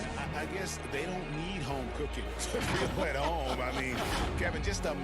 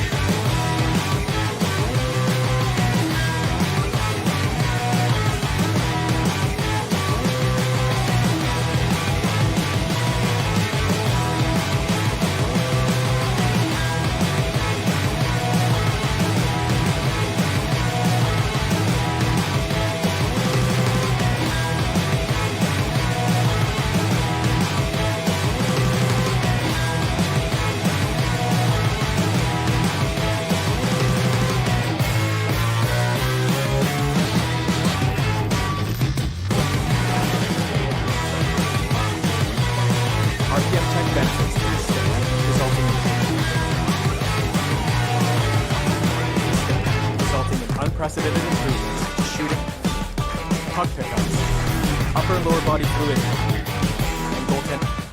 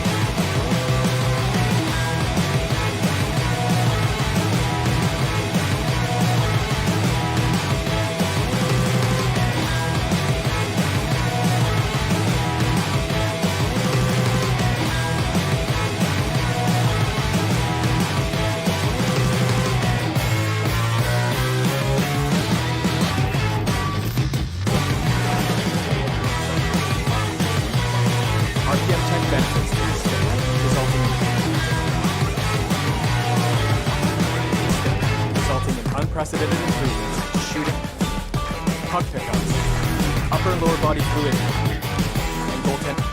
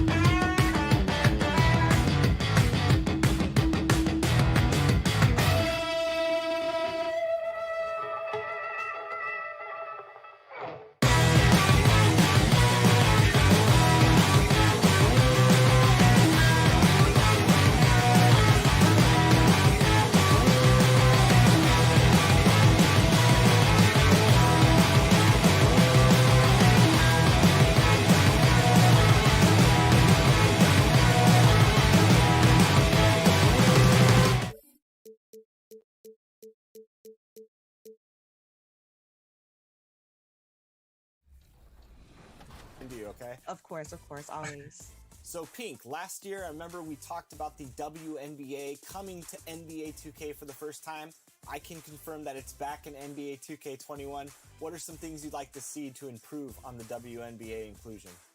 I would like to see, people that are not my size look so short. I remember Erica Willer. I remember playing with her. She looked really small. Other than that, I would like to see some dunks. I know that has to,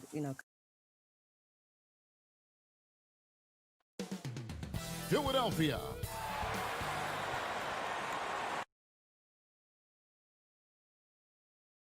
Welcome, sports fans. Thanks for joining us. It's the NBA on 2K Sports. This is Kevin Harlan, joined by Greg. We've got a quick moment now to take a look at the long-term rebounding numbers over several seasons. And as things get ready to roll, let's catch up with David Aldridge, who's on the sideline. David? They certainly can. Well done, DA. Thank you. Smitty, we have a good rivalry game tonight with two conference foes. This should be a beauty. Yes, indeed. I think the fans feel it, the coaches feel it, us as announcers, we feel it. The atmosphere is going to be great. It is indeed. A look at Atlanta's opening lineup. Herter the 2 with Hunter at the 3. Clint Capella is out there with John Collins. And it's Young in at the 1 spot. And for the 76ers, big forward pair. Harris the 3 and Horford the 4. Then there's Richardson. Then there's Embiid. And it's Milton in at the point.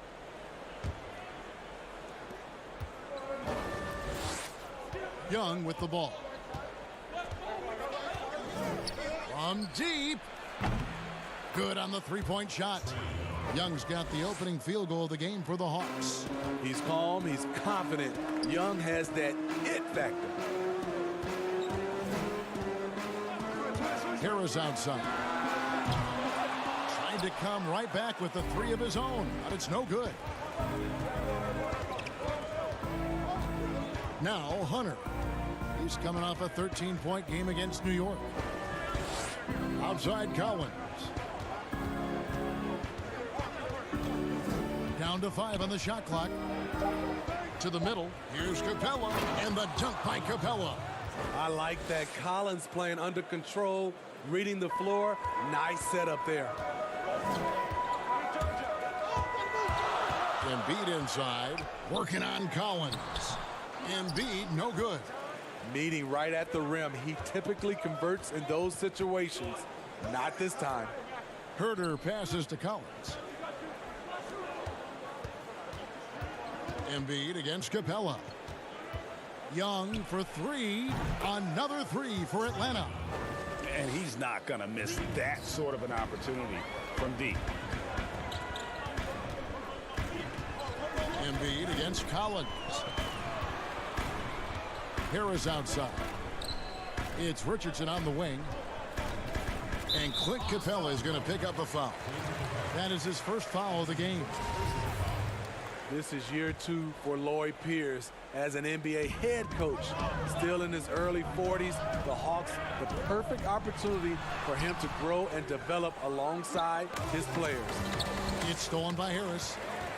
Looking to end the run. That shot off, so the Hawks will take it the other way. Oh my God, they can't buy one. 0 for 4. Sometimes this happens. And Coach Pierce works as an assistant general manager in the offseason. Steve able to learn that side of things and have a voice in acquisition. That's very important. They are building something special in Atlanta. He's going to play a big role in that as well. Embiid kicks to Harris. 6 to shoot. Milton the pass to Horford. Here's Milton. And they'll turn it over. Could not get off a shot. 24-second violation. All right, a moment to check out stats for Embiid. The last 10 games, he has been on a heck of a run, averaging about 26 points per, 10 rebounds, and 2 assists. To have a scorer like him consistently deliver you points makes such a big difference for a team. Because he gives you someone to build your offense around. You can count on his nightly production. Hunter kicks to Collins. The 3 ball. Poked away. And good, as it just snugs right down through the net. They've been excellent so far, coming in with a well-balanced attack. And it's helped them build an early lead. They just need to stay aggressive. Here's Milton. First shot, first basket. He's out of the blocks fast. This is where Tobias has really improved, keeping his eyes up, making plays for others. And so it's Young who brings it up for Atlanta. Their last meeting was in Philadelphia, where they were unable to fight off the 76ers. Yeah, in this game, they'll want to approach things a little differently, I think. Got blown out last time due to being a little too aggressive on the defensive side. A really embarrassing loss indeed, and one that they will hopefully learn from. Got to keep your hands to yourself sometimes, or it could cost you the game. 3-pointer. Herter, no good. The 76ers trail by 9. Here's Harris. Collins grabs the miss. I'll tell you what, I think he thought that was going in. I sure did. Here's Capella, and he tries off the glass, but it's no good. Collins against Harris. And 2 free throws coming up, unable to get that one to go with all the contact. That's on DeAndre Hunter. And Josh Richardson, a 3-and-D type player, recommitted himself last year, Smitty, to defense. Kevin, he felt like he wasn't being impactful on the defensive end and vowed to amend that. He can be a nuisance with that reach, and he's put in that extra work to solidify his defensive presence. And it's a completely new group for Atlanta. And a terrific job on both ends of that sequence. Very slick steal and great transition offense. He gets it in there. And the story here, Kevin, early on is how well they've shot the basketball. Scott, the pass to Richardson. Kept alive. Oh, and a nice job of turning that miss into 2 points on the tip-in. Hustle points, I believe they call them. Hustle points right there.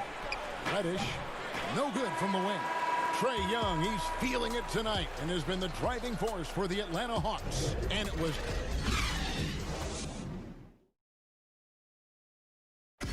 A native of Cameroon, Joel Embiid talks about making a quick...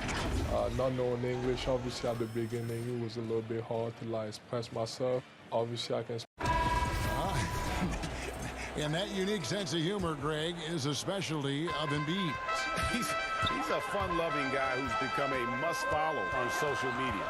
And the transition he's made has been remarkable. And thanks again for tuning in. If you're just joining us, we played through one quarter of action so far. And looking at what we've seen from the Hawks, what do you guys think? Just stretching out the floor at first. They had the defense scrambling. Reason why, excellent spacing. They may not stay this hot all game, but hard to bet against them. They've got Korkmaz. Scott is out there with Horford, and it's Neto in at the point guard position. That's the group on the floor for Philadelphia. On the sideline, let's catch up with Hall of Famer David Aldridge. Kevin, when Trae Young was in college, he was known for his long-range shooting. But Young says, the people who know me best know that I'd rather get an assist than any other stat. I pride myself on making the right play. Knowing your teammates get joy and excitement from playing with you is all I care about. Kevin? That's great to see. Thank you, D.A. You look at the Hawks franchise, moved to Atlanta in 1956. Since then, they've been unable to advance to the NBA Finals. Here's Thibault. Nothing yet on the scoreboard for him. Beyond the arc. Korkmaz, no good. And you don't want to give up that kind of look too often. Now with Atlanta, I think they wanted a fresh start a couple years ago, Steve, rather than be a middle-of-the-pack team. Yeah, and a primary way to acquire stars is to reboot, dump salary, and nail your draft picks. Then, once you have the young nucleus in place, you add the veterans. Neto kicks to Korkmaz. 4 on the clock. Right at the free throw line. It's Dedmon with the rebound. Atlanta leading by 6. Here's Reddish, and Reddish with the slam. And his competitiveness showing through. That's an aggressive finish. He is just unwilling to settle. He gets right to the rim and makes sure they come away with points. No good that time, and Philadelphia the other way now. Neto with the bucket. Neto's got his first points of the game. So good at the rim. A slow defensive rotation leads to the easy lay. Teague with the ball, and it's Horford picking him up. Teague kicks to Bembry. Second chance shot. And that one clearly a foul. Gets the whistle, and 2 shots coming up. Here's what the Atlanta Hawks have lined up on their schedule. On Saturday, they'll be matching up with Andre Drummond and the Cleveland Cavaliers. And then on Monday, they'll be facing Drew Holiday and the New Orleans Pelicans. And for that game against the Thunder, you know they're going to be amped up for that one. And they'll need to be. That's going to be one tough game for that group. Catching up on the changes for Philadelphia. Joel Embiid, he's checked in for Horford. Tobias Harris comes in for Scott. Glenn Robinson, the third, is checked in for Korkmaz. And it's Burks in for Raul Neto. Now, Smitty, if you were playing today, who would you least like to see coming at you on a fast break? I think in his prime, it would be LeBron James. Russell Westbrook is another guy I'd be kind of afraid of. I know it'd be a collision. But I say right now, it has to be Giannis because of the force and his jumping ability and the way he just glides to the rim. Yeah, it'd be a nightmare. You're right. Josh Richardson's checked in for the 76ers. Here's Reddish. That one goes. Count it. Reddish has got 6 here in this quarter. And that's exactly what they're going for on that shot. Kicks it out to Richardson. Robinson for 3. Rebound by the Hawks. A tough loss coming against New York in their last game played. Hawks passing it around. From outside, off the mark. And it's Harris with the ball for Philadelphia. 8-point game. Next up will be a home game matched up against the Pacers. And that'll be the middle game of their 5 and their longest homestand of the year. And that one, good. 1:19 left to play here in the half. Out to the wing. Embiid with the steal. Inside. And slam dunk by Harris. Nice effort by Harris, attacking, being aggressive around the rim. Pass to Hunter, takes a 3. The shot comes out. The 76ers trail by 4. Here's Burks.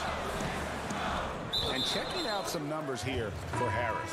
He's been on a remarkable tear this past month, averaging 22 points per, 7 rebounds, and 3 assists. To have a scorer like him consistently deliver you points makes such a big difference for a team. Because he gives you someone to build your offense around. You can count on his nightly production. Richardson against Young. Richardson kicks to Embiid. And the dunk by Embiid. Oh, an aggressive move and fantastic finish. Trying to send a message with that slam, I think. And the foul on Josh Richardson. That's his first foul. That's his first foul. Checking in for the 76ers, Shake Milton. Young outside. In the corner. Herter with it. Off with the layup.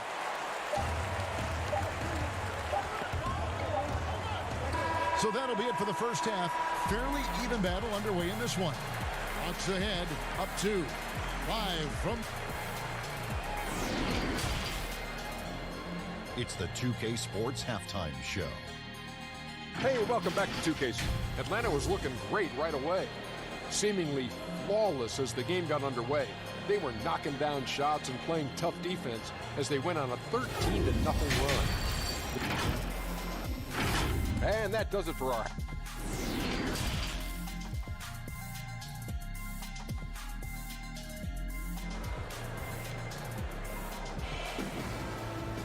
Second half of basketball upon us. We may be in for an exciting finish based on how close of a game it's been so far. Without question, Trae Young displaying his skills today. Well, through the first 2, he has been nothing short of a marksman from deep. What can you say? Shooting is a premium in this league, and you can see why. And so in the game for the Hawks, Hunter at the 3 with Collins at the 4. Young and Herter make up the backcourt. And it's Capella in at the center, locking down the middle.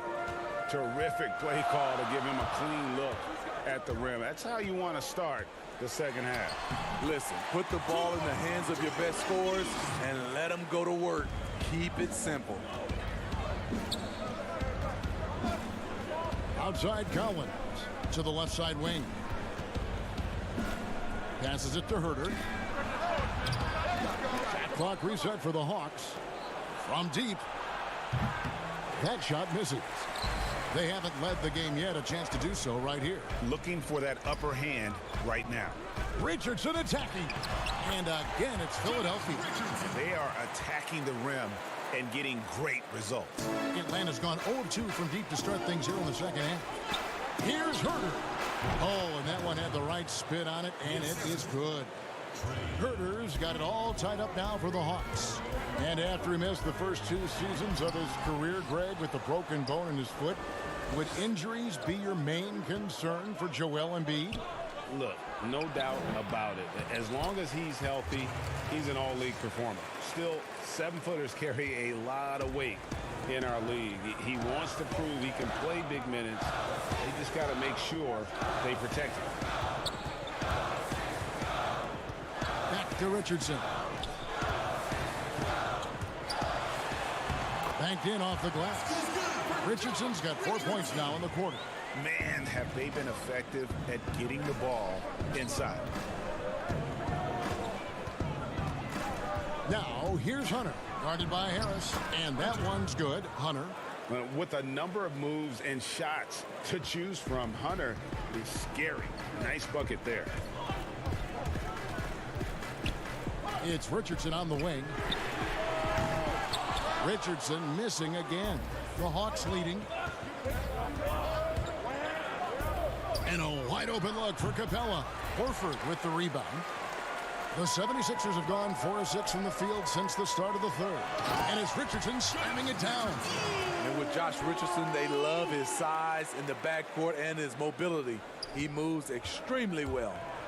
Young outside. Hunter with it, and it's Richardson picking him up. Collins wide open, he fires. Misses the chippy right there. The 76ers have gone 5 of 7 from the field in the third quarter. Let's see if they can keep it up. Well, what's not to like about Joel Embiid? A physical specimen at over 7 feet tall. All the skill in the world and a personality made for stardom. You talk about Embiid's personality, whether it's on the court or through social media. Greg, he's not shy speaking his mind. One of the best trash talkers in the league. He doesn't hold back, but it's never personal. He's embracing the spirit of competition. Atlanta's gone 0-2 from deep to start things here in the second half. And now here comes Teague leading the break. I mean, that can happen to anyone, but it's ugly every time it does. Yes, getting a little ahead of himself on that play. Back to Korkmaz.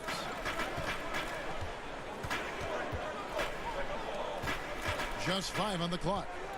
Here's Embiid. Laid in with a nice touch off the glass. Embiid's got the lead up to 2 now for the 76ers. Just such a well-rounded offensive player. He's got a little bit of everything. Outside Teague. Back to Dedmon. Outside Teague. Back to Dedmon. And he's fouled pretty hard on that shot, but he's got the chance to pick up the points at the line. Amazing story for Dwayne Dedmon. Didn't play organized basketball until he was 18, undrafted out of USC, but his talent has won out. Here's what Philadelphia is going with right now. Glenn Robinson, the third, is checked in for Joel Embiid, and it's Burks in for Raul Neto. Reddish, he's checked in for the Hawks. Here's Dedmon, out to Carter, wide open. It's not going to go for him. Now the 76ers take it the other way. Here's Korkmaz, and the layup's good off the glass. And the 76ers lead by 2. Hard to imagine them losing this game if they can keep shooting like that. Bembry the pass to Reddish. Can't hit from in close. He liked to have that one back. That's easy money. Just 1 second between the shot clock and game clock. And so it looks like the 76ers will retain possession here. Great energy on the deflection and a good job disrupting their offense. This is called an effort play. Terrific hustle at the defensive end. There's 18 seconds left in the third quarter. Burks looking around. Shot clock at 6. Dedmon with the block. The 7'4" wingspan of Dedmon. Hard to get your shot over that.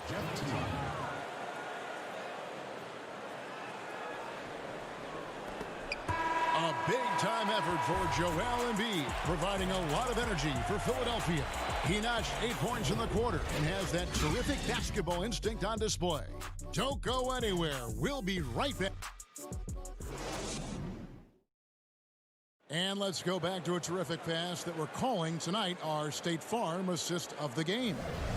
And the definition of teamwork right there, guys. I mean, what great communication between them, and what a beautiful feed. Fundamental basketball. Keep your eyes up. Keep the ball moving. You're going to keep the defense on its heels. Well, this has been a great contest so far, and I imagine the fourth quarter could have even more action in store for us.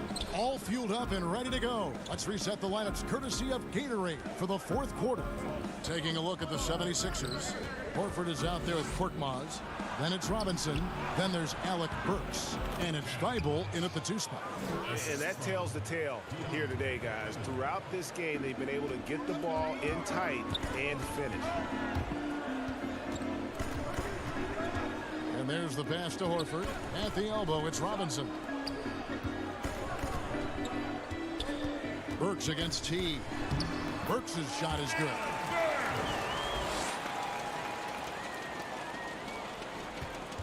The Hawks shooting just 39% from the field, struggling to find that net. Here's Teague, and he drops in the layup off the glass. And if you give Teague a look at the lane, he'll take it without a second thought. He loves to drive to the rim. Pass to Thybulle. Rebound by the Hawks. 13 points was their biggest lead in the game. Following this one, they get to host the Cavaliers. That game is the first and last of their homestand. If you give Teague enough room out there beyond the arc, he won't hesitate to make you pay. Burks can't get it to go. A for effort, but when there's that much resistance at the rim, better find another option. Both teams deciding to change it up. Atlanta leading by 5. Guys, a potent offense right now. You know what, guys? And they're playing with a certain amount of assuredness in their game. That type of confidence is what leads teams to having success. Collins dishes to Capella. Just 5 to shoot. Here's Herter. No good on the shot. Some solid defense from Harris. So frustrating when you can't get anything to go down as you're trying to help your team finish the job. Here's Richardson. And slam dunk by Harris. A tremendous defensive rebounder. Harris getting it done at the offensive end that time. Collins passes to Young. And he takes it in for the layup off a very nice feed. And the Hawks lead by 5. And boy, he's really in a groove. Dominant performance last game. Same thing this time out. Here's the thing. He's a guy who will go on hot streaks for you over a number of games.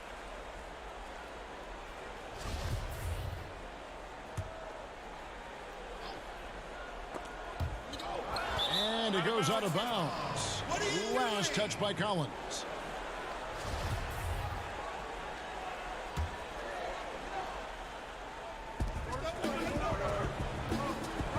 Here's Milton, defended by Young.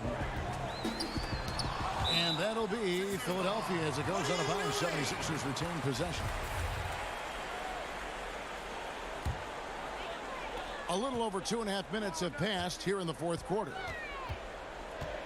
Shot clock at 5. 18 feet out. Rebound, Atlanta. Oh, and a fast break for Atlanta. Here's Herter. Another 3 for Atlanta. And nice dime from Hunter there. An unselfish player who knows how to look for his teammates. Young with the steal. Here's Hunter.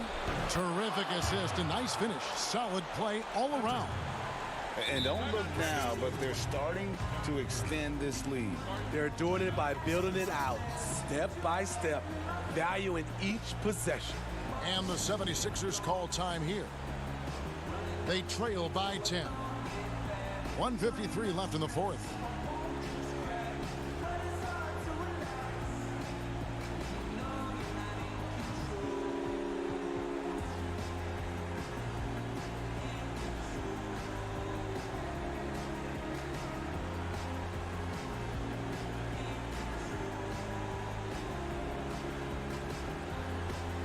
And now let's present our Jordan Player of the Game, Jeff Teague. And in terms of his shooting, this has been one of the more accurate performances you'll ever see. I mean, he's been in constant motion, creating a lot of good looks for himself. But still, even when you're wide open, you expect to miss some of the time. That has not been the case here tonight. This guy has made everything. He's been their pulse tonight, the player who's guided them to the win. And it's a win they needed coming off a loss in their last. And so the coach's challenge here comes into play. The coach protesting the personal foul call. And I think when it comes to some of the more difficult calls to make, personal fouls can be tough. The action is so fast that it's really tough to catch everything in real time. The wonders of technology, Greg. We've seen replay reviews so effectively and involving the coaches by being able now. A challenge like this is something a lot of people have been hoping for. And so the word is in. They've decided that the call stands as it was made on the floor. And, you know, even if a coach still feels this wasn't the right call, you got to acknowledge the effort being put in to reviewing it. With double-checking, and the game continues on. And he's good on the second. Well, Steve, it's expected that we'll eventually allow 18-year-olds to enter the NBA draft. A proud Michigan State alum. Are you concerned players may miss something by choosing to skip the college experience? You know, Kevin, in this situation, for sure, there are some players that I would say is going to make some mistakes and maybe come out too early and not be ready.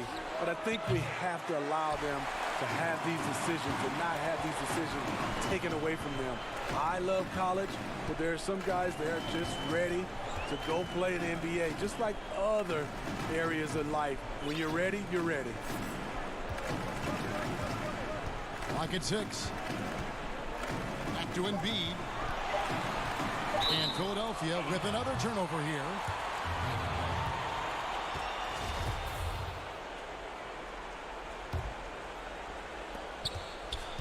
And the Hawks with possession. They're on a 15-4 run right now. Guys, I think this is a game they have to feel good about as we wind through the final moments here in what looks to be a solid win for Atlanta. Their shot blocking turned out to give them a big advantage in this game. Yeah, excellent defense around the rim there, Kevin. That they were disciplined and focused. And I think a great job in positioning themselves for the W here. It's win number 21 on the season. And you know, when you look at the huge impact he had, just a monster game for T. You look at the energy he brought on both ends of the floor, and it's easy to see why he was a difference maker. Wow, he got whacked on that one. Shouldn't be much debate there. Both good from the line that time. An athletic forward with a versatile skill set. Hunter has also proven he can come up big in big moments. Burks, the pass to O'Quinn. Burks dishes to O'Quinn. Now, here's Burks. Back to Neto. Lets it go from deep. The shot, no good. And so it's the Hawks taking care of business in this one. A solid win on the road for them. This building was dead silent by the time, GA, this one wound down.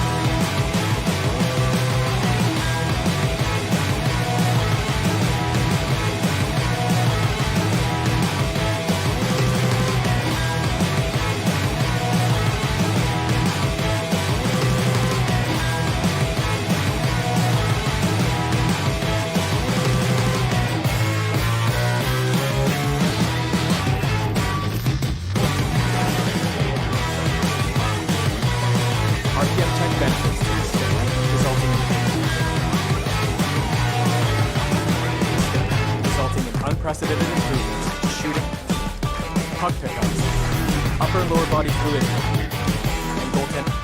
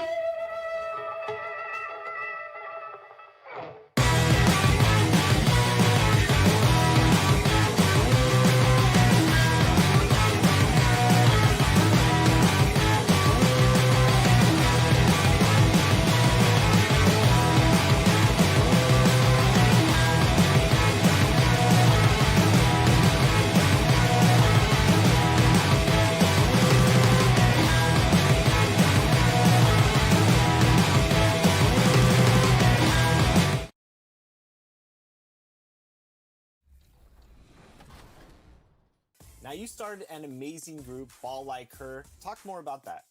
Yes, Ball Like Her is basically a safe place for all women gamers from all walks of life. You know, women supporting women, empowering women to do, you know, streaming, create content without a fear of, oh, you're a girl, you can't play video games, or go get in the kitchen, or the crazy things that we hear on a day-to-day basis. It's basically a safe place. So for any women gamers out there that are watching this interview that want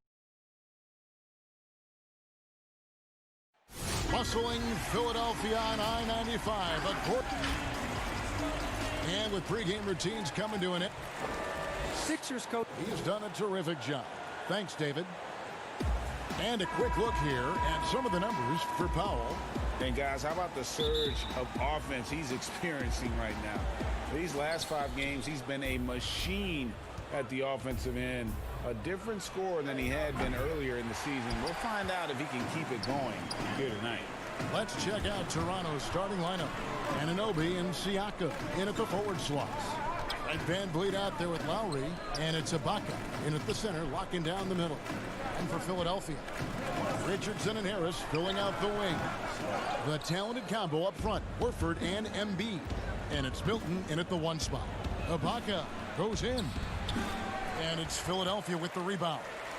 Last time they came together was in Toronto, where they fell to the Raptors.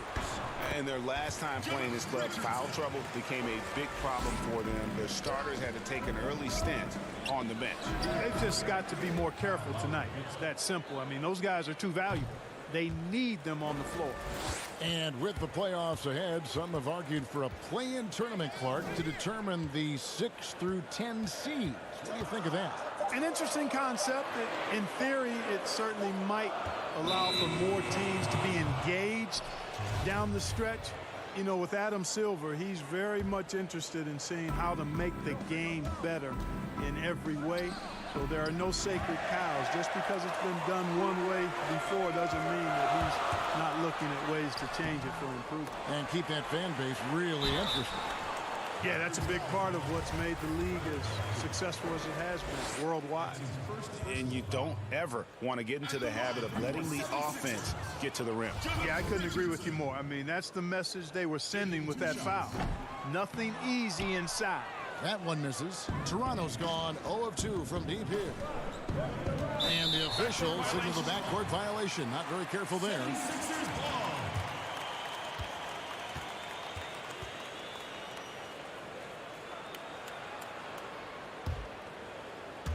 And we're about a minute and a half into the first quarter.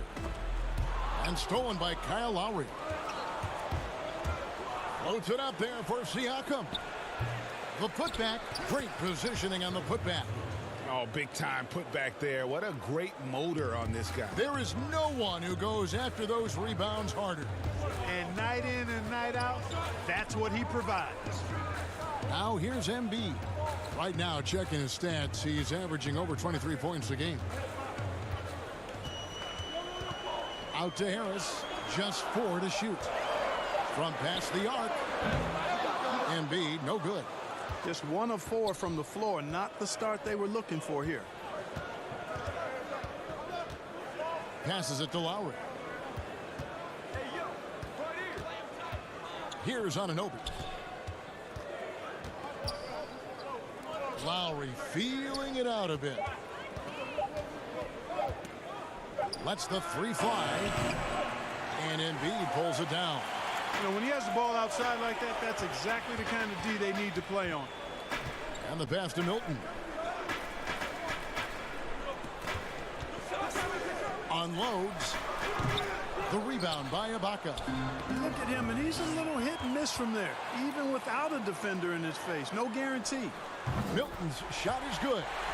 An elite distributor for a big man. Horford is the kind of guy you want to play basketball with. Van Vliet passes to Ibaka. Now here's Lowry. Not a lot of room. Van Vliet kicks to Anunoby. And Lowry gets double teamed. And here comes the break. It's picked off. Deflects the pass. Embiid with the steal. Here's Milton. The big dunk at the end of the break. And the defense to start that play was terrific. I love the fact that they attacked early in the shot clock.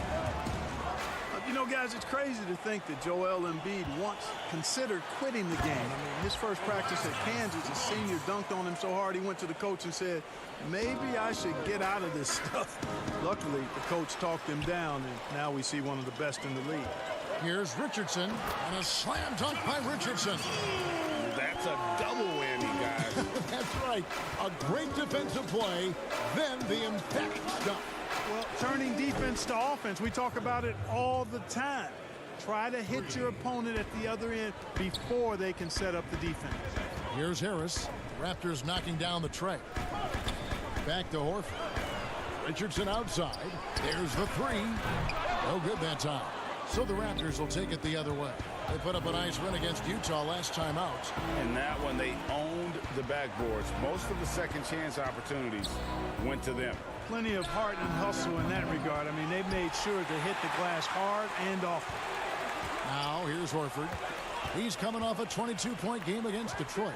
Boy, he was piling up those assists in that one. I mean, every pass seemed to be on time and on target. And they're able to recover. Harris finds Embiid. 5 to shoot. Nice shot from 10 feet out. Get Embiid the ball, and he goes to work, especially that close to the basket. Yep, that one goes in there. Embiid's got his second basket of the night.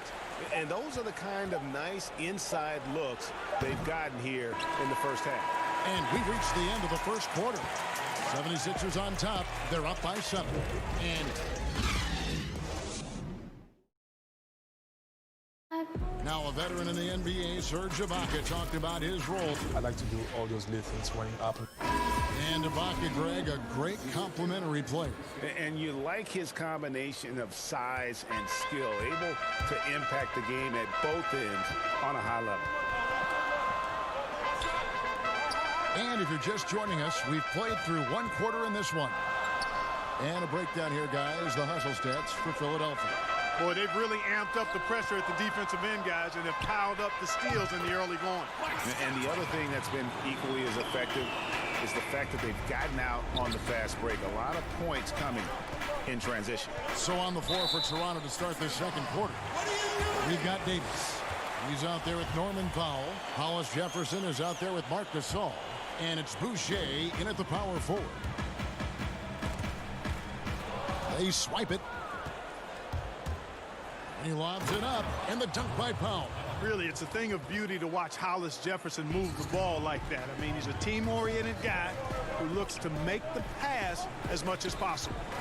And again, Philadelphia turns it over. This game coming after a loss against the Pistons. Raptors trail by 8.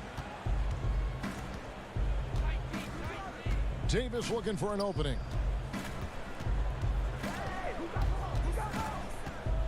Pass to Powell, out left to the wing. 6 to shoot.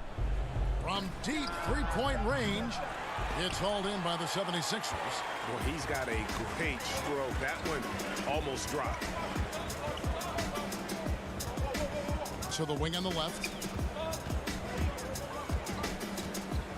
Here's Neto. Still looking for his first bucket in this one. Over Davis. And he buries that one, drilling the rim on the way down.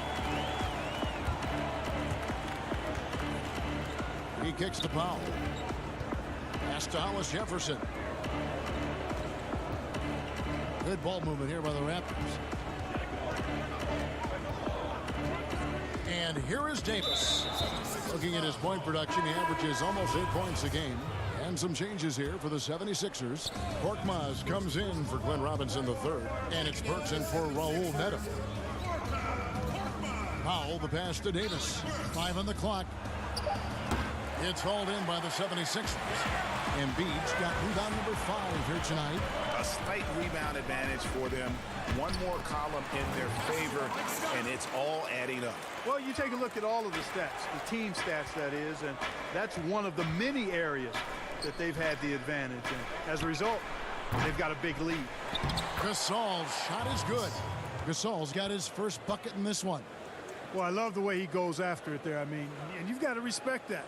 He's rewarded for his efforts of pursuing the ball. As he enters his mid-30s, Marc Gasol showing no signs of slowing down. If anything, I think he's a better all-around basketball player. And on our sideline, our reporter, David Aldridge. Well, Kevin, one of the reasons Toronto was able to win the NBA championship was the astronomical improvement from Pascal Siakam, who was recognized as the league's most improved player. It was the dream of Pascal's late father that he'd reach this level, and his determination to make that reality has brought him a long way from home. Kevin? It has indeed, D.A. Great story, and thank you. And through his first 8 seasons in the NBA, Marc Gasol made a total of 12 three-pointers. Nowadays, Greg, he'll make more than that in a month. And you ask around, he's always been capable. A great shooting touch. It's just a different job description for big men nowadays. Harris outside.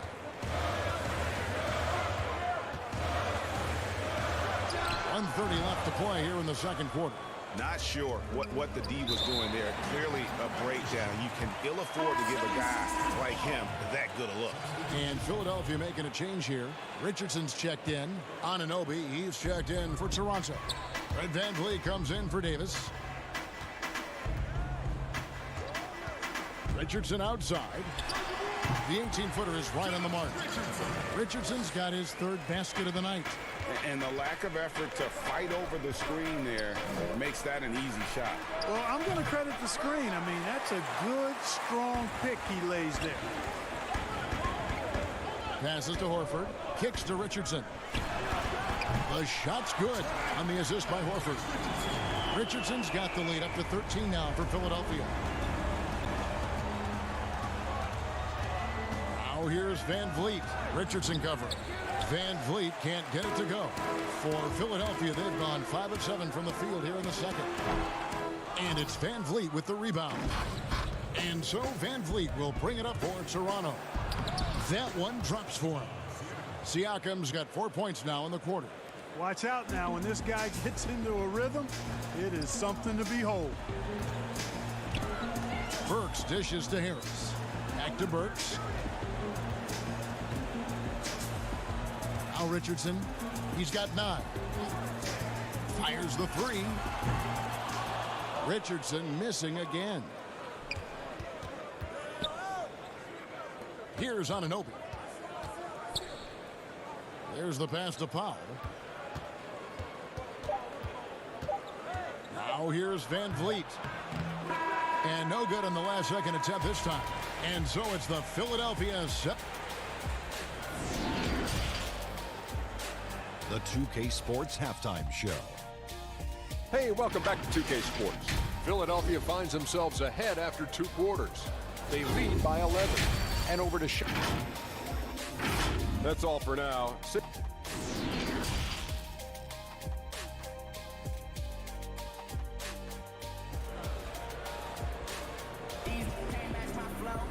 And there wasn't too much drama in the first half, but maybe things will tighten up here in the second. We've seen Josh Richardson really having a great game. And he was an absolute monster on the offensive glass in that first half. I don't know how you slow him down. And you know what, guys? I think it starts with having a body on him every time a shot goes up. I mean, they've got to do a better job boxing out. And now let's check out the lineups courtesy of Gatorade, all fueled up and ready to go for the second half of basketball. Taking a look at the 76ers, the talented combo up front, Horford and Embiid. Richardson and Harris filling out the wings. And it's Milton in at the point guard position. Richardson attacking. And a slam dunk by Richardson. I mean, maybe could have tried for a more memorable dunk than that one. And we know he's capable of those memorable ones. Hey, they've got a nice, comfortable lead here, fellas. Might as well keep it simple. Do it a plain, simple one-hander, just like pound cake. I would agree. Horford against Siakam. Horford with it. He's been quiet so far. Still no points in the game. Here's Milton. The shot's good on the assist by Horford. Horford's got assist number 5 here tonight. Name some traits that make for a great team leader. You've been in that role. What did you like and embrace, and what have you seen from others? Well, I think it starts with humility, a real sense of who you are and what your role is on the team as a leader, and then a really good example set. I think those qualities are essential. Humility speaks to selflessness, but also being one that holds yourself accountable too. Here's Anunoby, guarded by Harris. Back to Van Vliet. Lays it up off the glass. Van Vliet's got 7 points. Cashing in on the interior, making it look all too easy. And here's Richardson outside. He can't get that one to fall. So the Raptors will take it the other way. But only the first miss of the second half. They've come out here with authority. Yeah, he's been hooping, but the rest of the team, not so much. The 76ers leading by 13. And there's the call on Kyle Lowry. That's his first foul. So both teams changing it up here.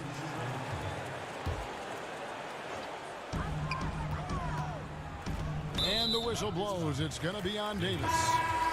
That's his first foul. Mike Scott's checked in for the 76ers. A little under 2.5 minutes gone by here in the third. Outside, Robinson shoots the 3. Buries it from three-point range. Robinson's got his first 3 points of the game. Gets the shot he wants. The defense wasn't quite connected enough. They lost contact. Knocks it loose. And now the 76ers on the break. Here's Thibault, and he jams it with authority. That's a double whammy, guys. That's right. A great defensive play, then the emphatic stuff. Well, turning defense to offense, we talk about it all the time. Try to hit your opponent at the other end before they can set up the defense. Pass to Embiid, shoots from the baseline, and again it's Philadelphia. Embiid really good at shooting in rhythm off the catch. Raptors trail by 20. To the paint, here's Boucher, shooting foul as the whistle blows. Yep, and it looks like, it's a coach's challenge on the personal foul. That triggers a replay review by the official. And I think when it comes to some of the more difficult calls to make, personal fouls can be tough. The action is so fast that it's really tough to catch everything in real time. The wonders of technology, Greg. We've seen replay reviews so effectively, and involving the coaches by being able now to challenge like this is something a lot of people have been hoping for. And so the word is in. They've decided that the call stands as it was made on the floor. And, you know, even if a coach still feels this wasn't the right call, you got to acknowledge the effort being put in to reviewing it. With double checking, and the game continues on. And here is Robinson. They look to him for part of their offensive attack. Right now, he averages nearly 12 points a game. Just 3 to shoot. Whoops, there's the 24-second shot clock violation, so they'll turn it over. This break gives us the chance to see which teams have been the most successful in the transition game this month. Number 1, the Raptors. I mean, it's about the pace they played with here offensively. They don't look like they're showing any signs of slowing down. Gasol with it. Now defended by Embiid. Here's Powell. Good, and the assist goes to Gasol. Yeah, the D has not been able to keep the ball out of the paint at that end of the court. Embiid finds Robinson. Korkmaz. Beautiful dish, and the layup goes down. Korkmaz has got his first points in this one. Toronto working the ball around now. Boucher passes to Hollis Jefferson. Here's Davis. Off target from outside. Philadelphia leading by 18. And that one's good. Thibault. Thibault's got 4 points now in the quarter. You gotta love his hustle, leaving the defense no time to react. And you know you're going to get those buckets, guys, when you're quick to get out on the break. Get that ball up the court as fast as you can. Philadelphia has gone 3 of 7 tonight from three-point territory. And he uses the glass on the layup. Thibault's got 6. And not quite as aggressive from outside as they were in the first half. Sticking to the high percentage shots, playing smart with the lead. And no need to rush this. Let the clock run down. Yeah, don't give them another possession here. Good work there as it goes. Offensively, defensively, they are in total control. And don't leave out the coaching staff here now. I mean, their game plan has been perfect. Here's Davis.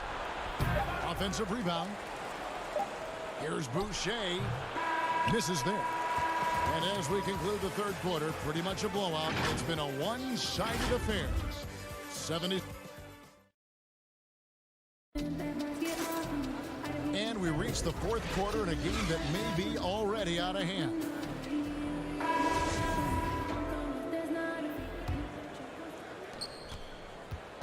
And so Van Vliet will bring it up for the Toronto Raptors. And at home for the next game, it'll be Detroit pulling into town.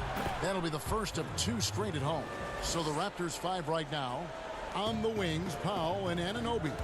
Siakam at power forward with Gasol at center. And it's Van Vliet in at the 1. And that one's good. Korkmaz. The assist totals, Kevin, just continue to grow. They're way ahead in that category. Ball movement has been flawless. Clearly just an example of a different mindset between these teams.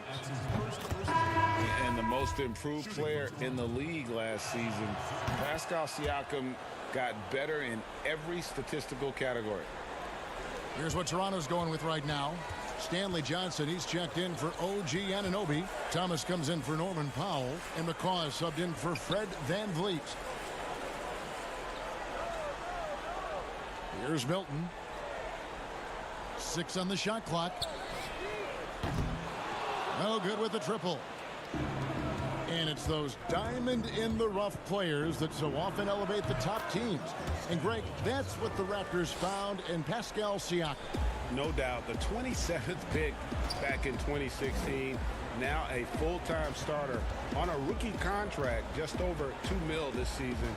He is due for a big raise. Here's Milton. There's the triple. Had a hand on it, but he recovers it. And there's the shot clock violation. Couldn't get the shot off in time. Both teams will make substitutions. We've gone about a minute and a half into the fourth quarter. Lets it go with the three. That one's rebounded by Embiid. Embiid's got 11 rebounds in the game. Now Burks. Clark, here's kind of an interesting perspective question for you. How much of making it to the NBA is talent? How much of it is the work you put into it? Kevin, if I were to give this a ratio, I would probably say 65% talent, 35% work ethic, because you have to have a level of unique giftedness to be an NBA player. Many can work really hard and not be NBA caliber. So I think there's, I tilt that 65-35 talent to work ethic. Just 5 to shoot. Van Vliet kicks to Anunoby. And they turn over the 24-second buzzer, signaling a shot clock violation. Just under 2.5 minutes gone here in the final quarter. Here's Milton. The 76ers again can't hit it. You know, the fact is, he's not a lock from there, but he was open enough to where he should have hit that shot. And a chance for just a second to check out the scoring breakdown for the 76ers. You know, with their fast break operating so efficiently, I mean, you can see why they've gone with it throughout the game. Yeah, and another thing, they've created a lot of turnovers, but they've also been able to convert when they've gotten out in transition. And only 6 feet tall in shoes, Fred VanVleet's not the biggest, but his toughness, mentally and physically, is unquestioned. And Kevin, growing up in Rockford, Illinois, gave him that perspective. Friends and family gone too soon. Basketball is the path to something better. Ibaka finds Lowry. Here's Milton. Harris looking it over. Fans are always trying to distract opposing players during free throws. Have you ever seen that work in an arena? No, I think it's just a nice workout for the fans, Kevin, quite honestly. I mean, if a guy misses, it's not because the fans have gone crazy behind the basket. It's because he shot it left or right or short or long. It's not because of the fans being on top of him, at least in my opinion. Right. And so just rolling to the finish line now in what has been a very confident-looking performance for the 76ers. You know, their big advantage was points in the paint. And they found a way to pound the ball inside. And that was working all game long. And this will push their record to 39 wins and a good effort tonight. And guys, one of the steady and outstanding players putting in another impressive performance. It was a big-time outing for Joel Embiid. Well, I like the ferocity on defense now. He was constantly putting himself in the path of steals and coming up with them, too. And the 76ers with a completely new group now. Pass to Davis.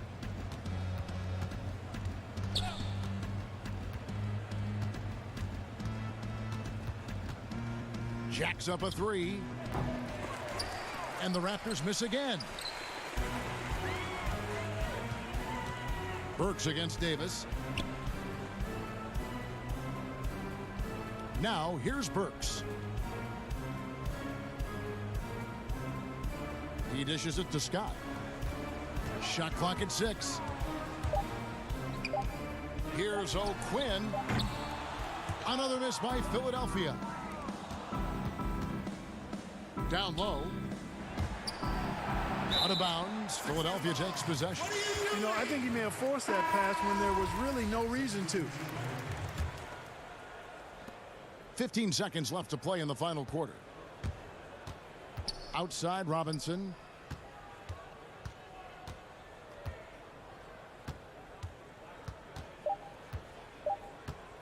From deep. So it's the 76ers winning this one easily. And the outcome of this one was never in doubt. And boy, they really put in a supreme effort. It just felt...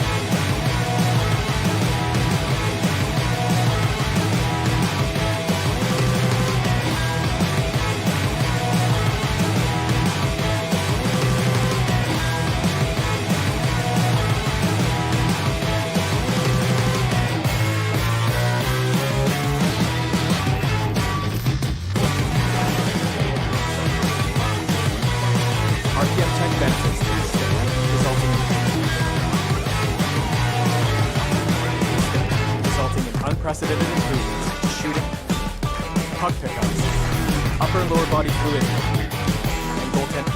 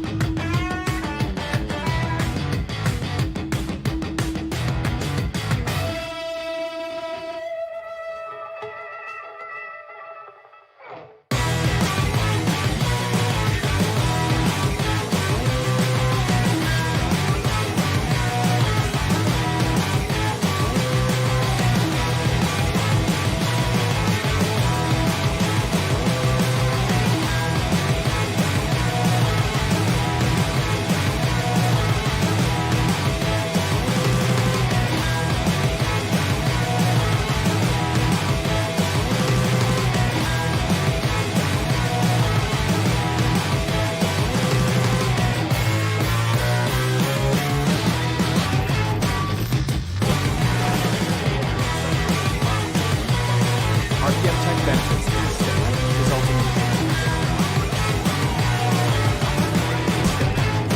unprecedented improvements to shooting, puck pickups, upper and lower body fluidity, and goaltending.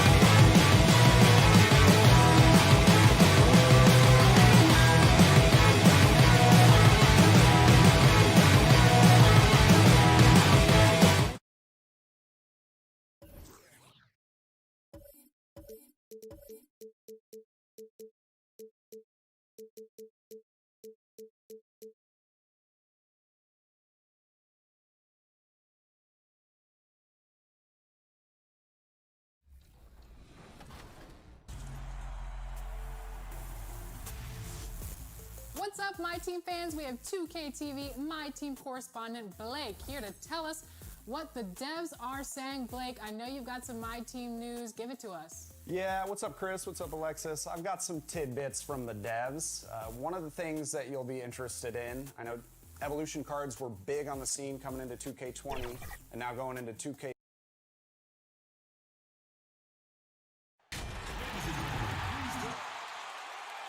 And now, at the point guard position, at the other guard position. Well, and nothing tips off a broadcast.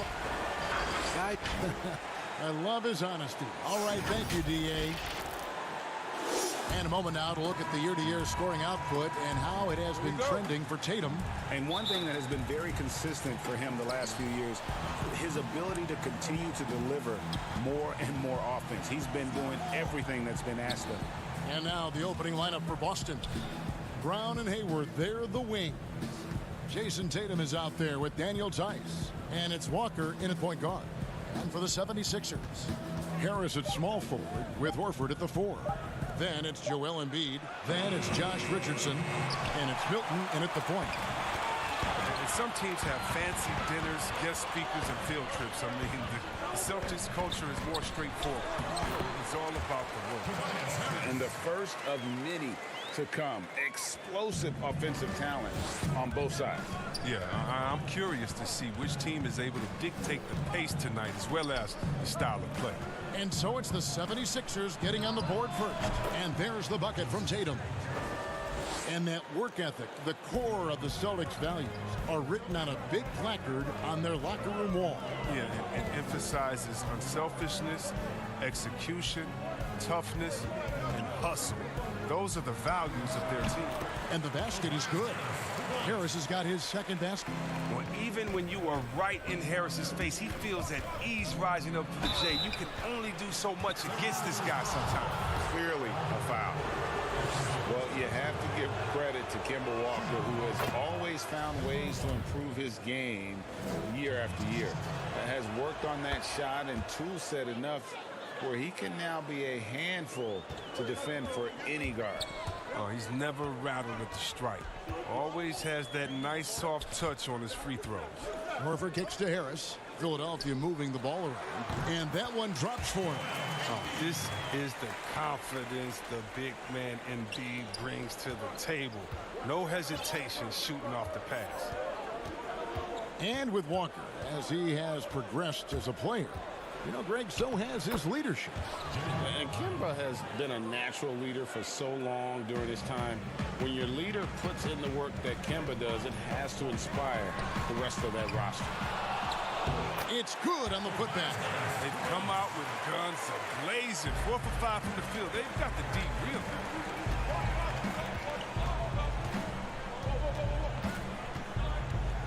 And the rejection by Embiid.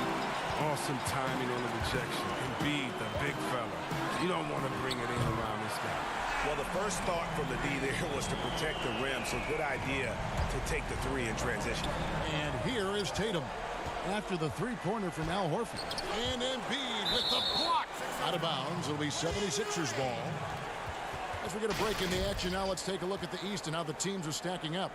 You look at the Celtics. Unless they completely melt down, they should be in good position for a playoff run. And checking out Philadelphia, they're 6th in the conference. Well, right now for the 76ers, they've stayed right there, just in sniffing distance of the conference leaders. That's a solid accomplishment at this stage of the season. Well, it's possible we haven't seen them at their best yet. They've shown they can play with any team in the league. Now they need to do it every night, not just some nights. Richardson outside. 1:56 left in the first quarter. Chris, you have been passionate about honoring those who blazed the trail for today's NBA, like the Globetrotters and the Wrens, in the days before integration.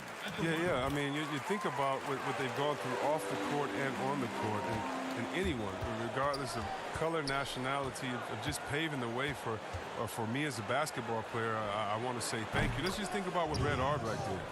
Drafting the first African-American player, making the first African-American player coach in Bill Russell, who won the championship that year, and leaving him a good team. And if you look at organizations like the Black Fives who bring an awareness to the games, and you just want to understand your legacy culturally, and that's why I have to, every time I see Mr. Bill Russell, Big O, or Kareem Abdul-Jabbar, I give him a big hug and a wet kiss on the cheek, because I just thank them for not only advancing the movement in sports, but culturally. Sports has always sent a message to the culture and society about how cool teammates work together and how you can overcome a problem by working together. And so I really thank them for enduring all of the hardships that they did so that we can reap the benefits. So it's been awesome to be part of the league and be able to shake hands with those that have blazed trails for us. That is so admirable on your part. And it's Neto with the ball. He'll bring it up for the 76ers. It's a three-point game. The three. Richardson, no luck. Celtics have gone 5 of 9 from the field here in the first. And slam dunk by Smart. Oh, like a freight train running downhill. Smart, unstoppable in the open court. Richardson against Smart. Pass to Thibault. He kicks it to Richardson. Lock at 6. For 3. Rebound by Williams. Right side, Smart. Now Williams. Fires for three, and he got that one up in time, but doesn't go in. Plenty of offense in this close.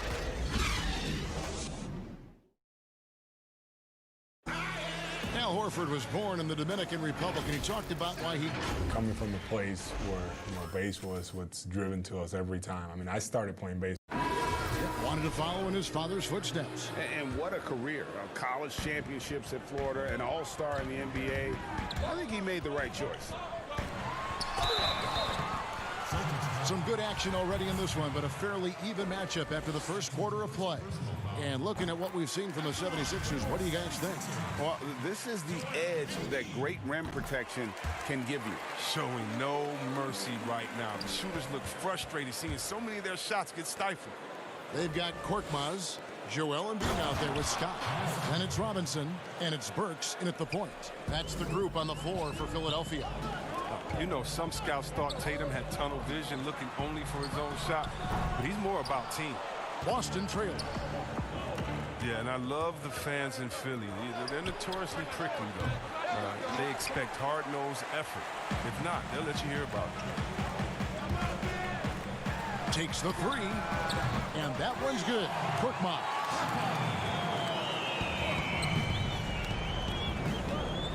Here's Tatum. It's good. It's his second basket. He's shooting 2 for 4. As you're talking about the Philly fans, they were even booing their team in that conference semifinal round against Toronto. Yeah, they got nervous with the season on the line. You can't take it personal. In Philly, they love you just as much as they boo you. Stolen by Cantor. Smart passes to Williams. Good, and Smart gets the assist. And it's a tie ball game. Moving it around, 8 of their last 10 coming off assists. Scott can't get it to go. Nice shot by Smart. Smart's got his 3rd bucket of the night.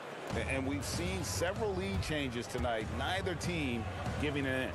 Yeah, Greg, it's a seesaw battle. Both teams are pretty evenly matched, and the score reflects that. Now, here's Burks. 11 points for him in that last game against Detroit.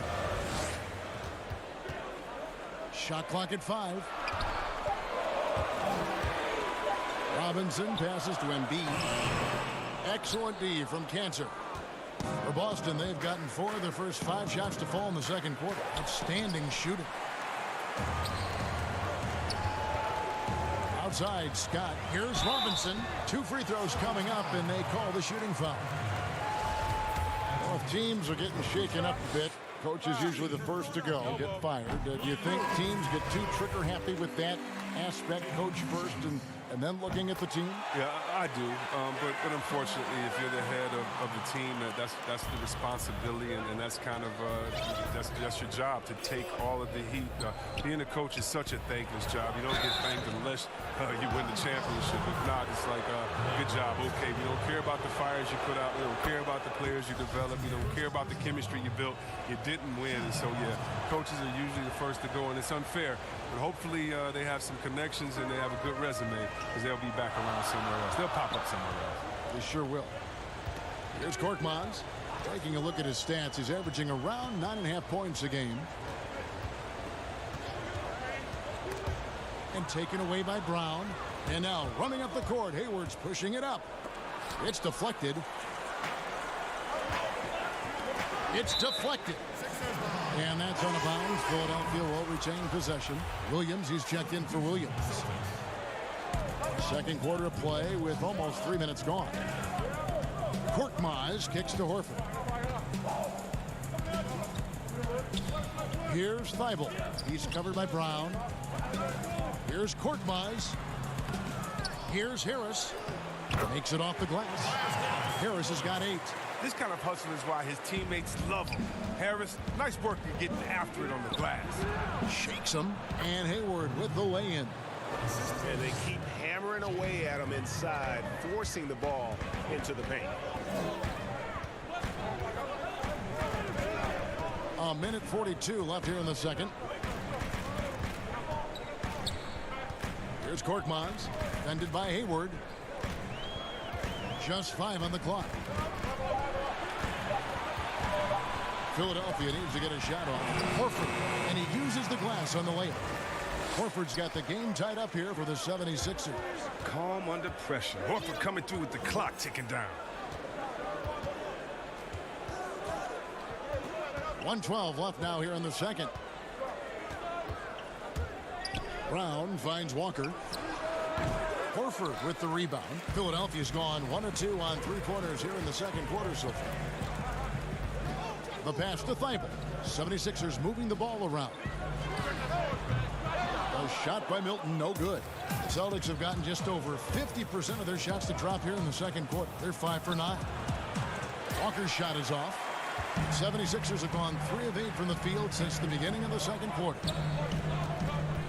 Over to the wing. Milton the pass to Korkmaz. Harris looking it over. Back to Korkmaz. Here's Thibault. Defended by Hayward. And so Brown will bring it up for the Celtics. The Wizards on the road to face them after this game. That game will be a quick pit stop before hitting the road again. Rejected by Harris. Oh, he's known for his offense more than defense. Harris plays with the high motor, and he likes to make plays. Thank you, David, and we'll be back after halftime as the third quarter gets underway. It's the 2K Sports Halftime Show. Hey, welcome back. For the 76ers, the first quarter was pretty even. The biggest lead they were able to get out to during the first period was 6 points. They couldn't hold on to the slim lead they had at the start of the second quarter and headed into the locker room. And that should do it.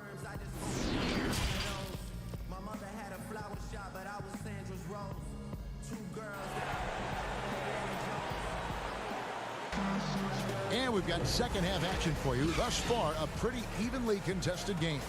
We've seen a tremendous game from Harris. No problems fighting his way to the rim in this one. A lot of points in close. Yeah, slicing through the gaps in the defense. I mean, getting many of his buckets in the paint. Second half underway. Here's who Brad Stevens got on the floor. Walker and Brown, they're manning the backcourt. Hayward at small forward, with Tatum at the 4. And it's Tice in at the 5. And with all their rangy wing defenders, the Celtics are well suited for the modern game. Oh, yeah, they make it tough for opponents to get clean looks on the perimeter, GA, with their defense. I mean, it's a strong defensive team also because of the competitors that they possess. Here's Richardson. The scoring numbers have been solid for him. He's averaging just under 14 points a game. Offensive rebound. The putback, he hangs in there and cashes in on the second chance points. And gotta like what they've been doing down low in the post. Tatum finds Tice. To the paint. And the call on the shot that sends him to the line. That one on Embiid. And I like the fact that the defense is looking to protect the rim at all costs. Well, that's 3 straight German League titles for Daniel Tice. I mean, before he made his NBA debut at the age of 24, he's an athletic two-way player, and he's shown he belongs. Raul Neto's checked in for Philadelphia. Shoots it up. The rebound by the Celtics. That's a shot he's got to hit. You don't get many looks better from that range. Hayward from outside. No good that time. And the 76ers go the other way with it. And last season, Daniel Tice shooting over 40% from long range. And Chris, over 75% around the rim. Yeah, Kevin, when you call that great efficiency, both inside and out. New contract this summer. The reward is terrific play. Playing him tough inside and preventing the layup, that'll get the whole team pumped up. Hayward passes to Walker.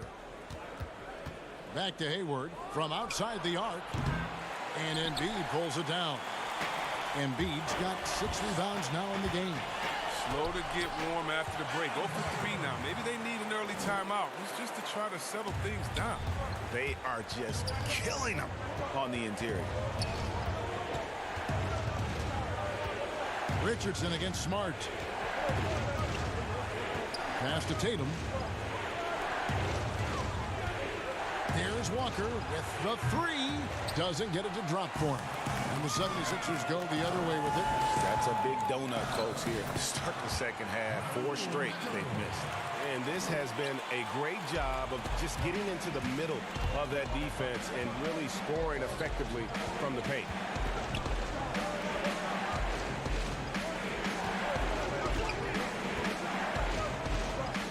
Back to Hayward. Pass to Walker. In the corner. Smart with it. Tice with the ball. Embiid's there. And Tice gets it to go. Oh, nice look there from Smart. Finding the open man. Here's Neto. Richardson kicks to Horford. Here's Neto. Guarded by Walker. And here is Horford. 5 to shoot. From the arc.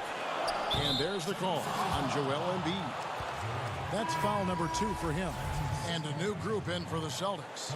Cantor checked in for Daniel Tice. Williams comes in for Jason Tatum.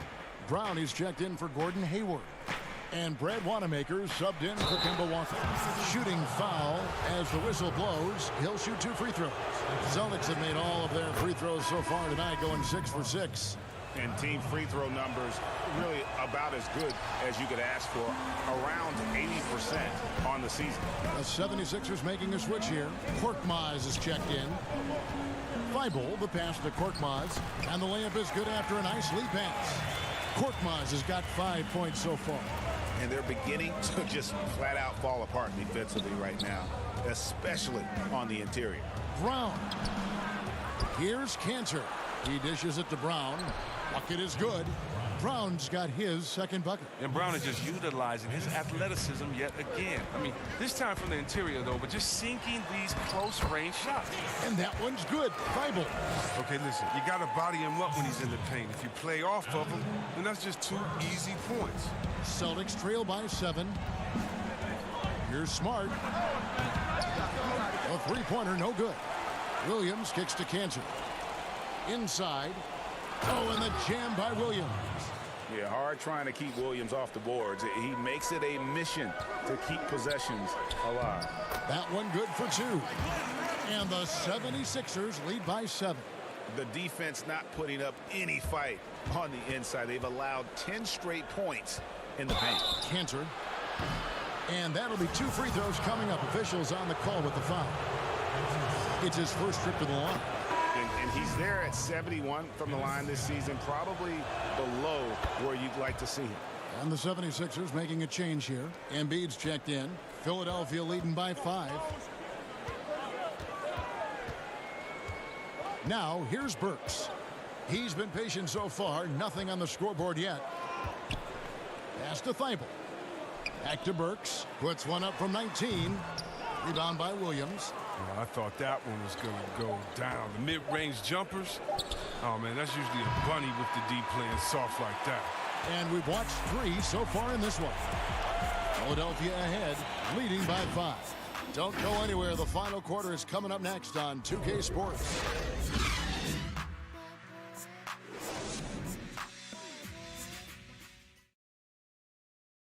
While we have the chance now, folks, let's go to our State Farm assist of the game. And he sliced the D wide open with this feed. They had no chance to prevent that basket. No, it's quick decision making. You see a guy open, you can't hesitate. That's an outstanding play. And it's been a very competitive game so far as we get rolling here in quarter number 4. The talented combo up front, Horford and Embiid. Then it's Robinson. Then there's Alec Burks. And it's Thibault in at the 2-guard spot. That's the group on the floor for Philadelphia. Nicely done. They continue to attack inside, and that's 10 points in a row in the paint. That's good, and the 76ers lead is cut down to just 4 points with a bucket from Smart. Showing his range. Smart spacing the floor. The 76ers shooting a smooth 58% from the field. Everything going according to plan for them on that end. Here's Wanamaker. Finds himself wide open and drills it. And so it's Burks bringing it up now for the Philadelphia 76ers. Next up will be a home game matched up against the Pacers. And that will be the third of 5 straight played at home. Embiid. Excellent D there from Williams. And he did everything he could to make that shot as difficult as possible. Excellent D, avoiding fouling and got in the perfect position to alter the shot. And you want him taking big shots for you in big moments. That one was as easy as it gets. Coach trusts him to make winning plays down the stretch. I mean, because he's shown that ability time and time and time again. And the foul on Marcus Smart. That is his first foul of the game. Shake Milton, he's checked in for the 76ers. And a new group in for the Celtics. Daniel Tice is checked in for Enes Kanter. Jason Tatum comes in for Williams. Gordon Hayward's checked in for Smart. And Walker subbed in for Brad Wanamaker. That puts them in the lead. Walker's got the lead up to 2 now for Boston. Cutting into that deficit now, well within striking distance. Yeah, just trying to keep the momentum now, and that's easier said than done. The pass to Milton. Shot to stop the run. The rebound by the Celtics. And here we go again. The Celtics in transition. Up the court they go. Burks with the steal. Horford finds Embiid. It's stolen by Brown. And the foul is called. He intentionally grabbed him there for some reason. I don't know. Kevin, all I can think of is that he's trying to slow the game down a little bit. Right. That's a stretch, though. Definitely a strange move on his part. Tobias Harris is checked in for Philadelphia. Josh Richardson comes in for Alec Burks. Now, here's Tice. Defense right on him. Tatum wide open. He fires one. Drains it from beyond the arc. And the Celtics lead by 5. Oh, great ball movement there. Embiid, the pass to Horford. And finished off by Horford. Everybody knew the ball was going to Horford in that situation because he routinely makes big shots. He has no fear. Brown outside. Third minute of action now gone here in the fourth. No problems knocking that one down. 9 points for Kemba Walker. Well, and this has been their strategy throughout the fourth period. We'll see how it pans out. So as long as they're hitting like... And so the coach's challenge here comes into play. The coach protesting the personal foul call. And I think when it comes to some of the more difficult calls to make, personal fouls can be tough. The action is so fast that it's really tough to catch everything in real time. The wonders of technology, Greg. We've seen replay reviews so effectively, and involving the coaches by being able now to challenge like this is something a lot of people have been hoping for. And the announcement on the review is that the foul was called in error. So they have determined, Greg, to overrule the original call. And guys, this is what it's all about, getting the call right. And I think in this case, the video review showed that while it was a tough call to make on the floor, they got it right with the review. Hayward dishes to Brown. The Celtics working the ball around now. To the inside. Tice kicks to Tatum. And too much time in the lane. They get called for the 3-second violation. Marcus Smart's checked in for Boston. And Philadelphia calls time here. They're behind by 4. 1:19 left to play here in the fourth.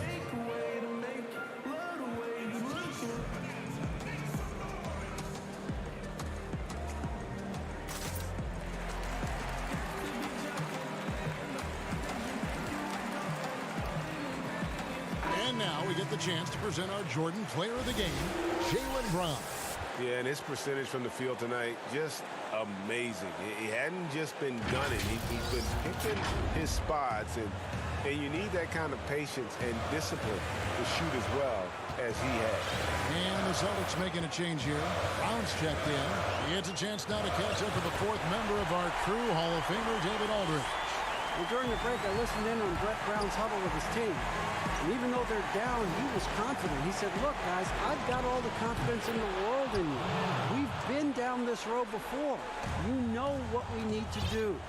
Kevin, let's see if they can overcome this deficit. Thank you, David.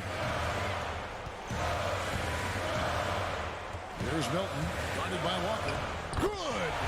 What a beautiful shot to bring him to within 3. You love how each side has risen to the challenge throughout this one. Yeah, it seems like whenever one team scores, the other comes right back with a buck of its own. Brown finds Walker.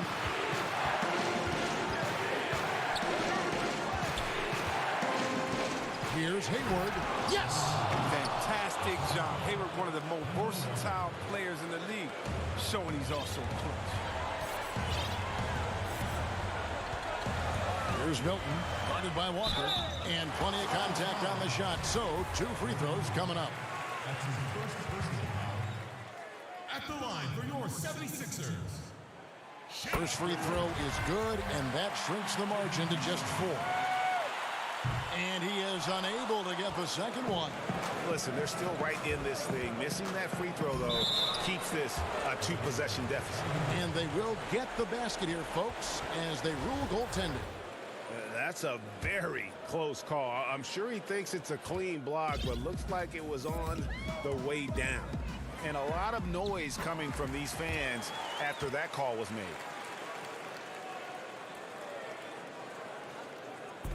And it's the Celtics ball.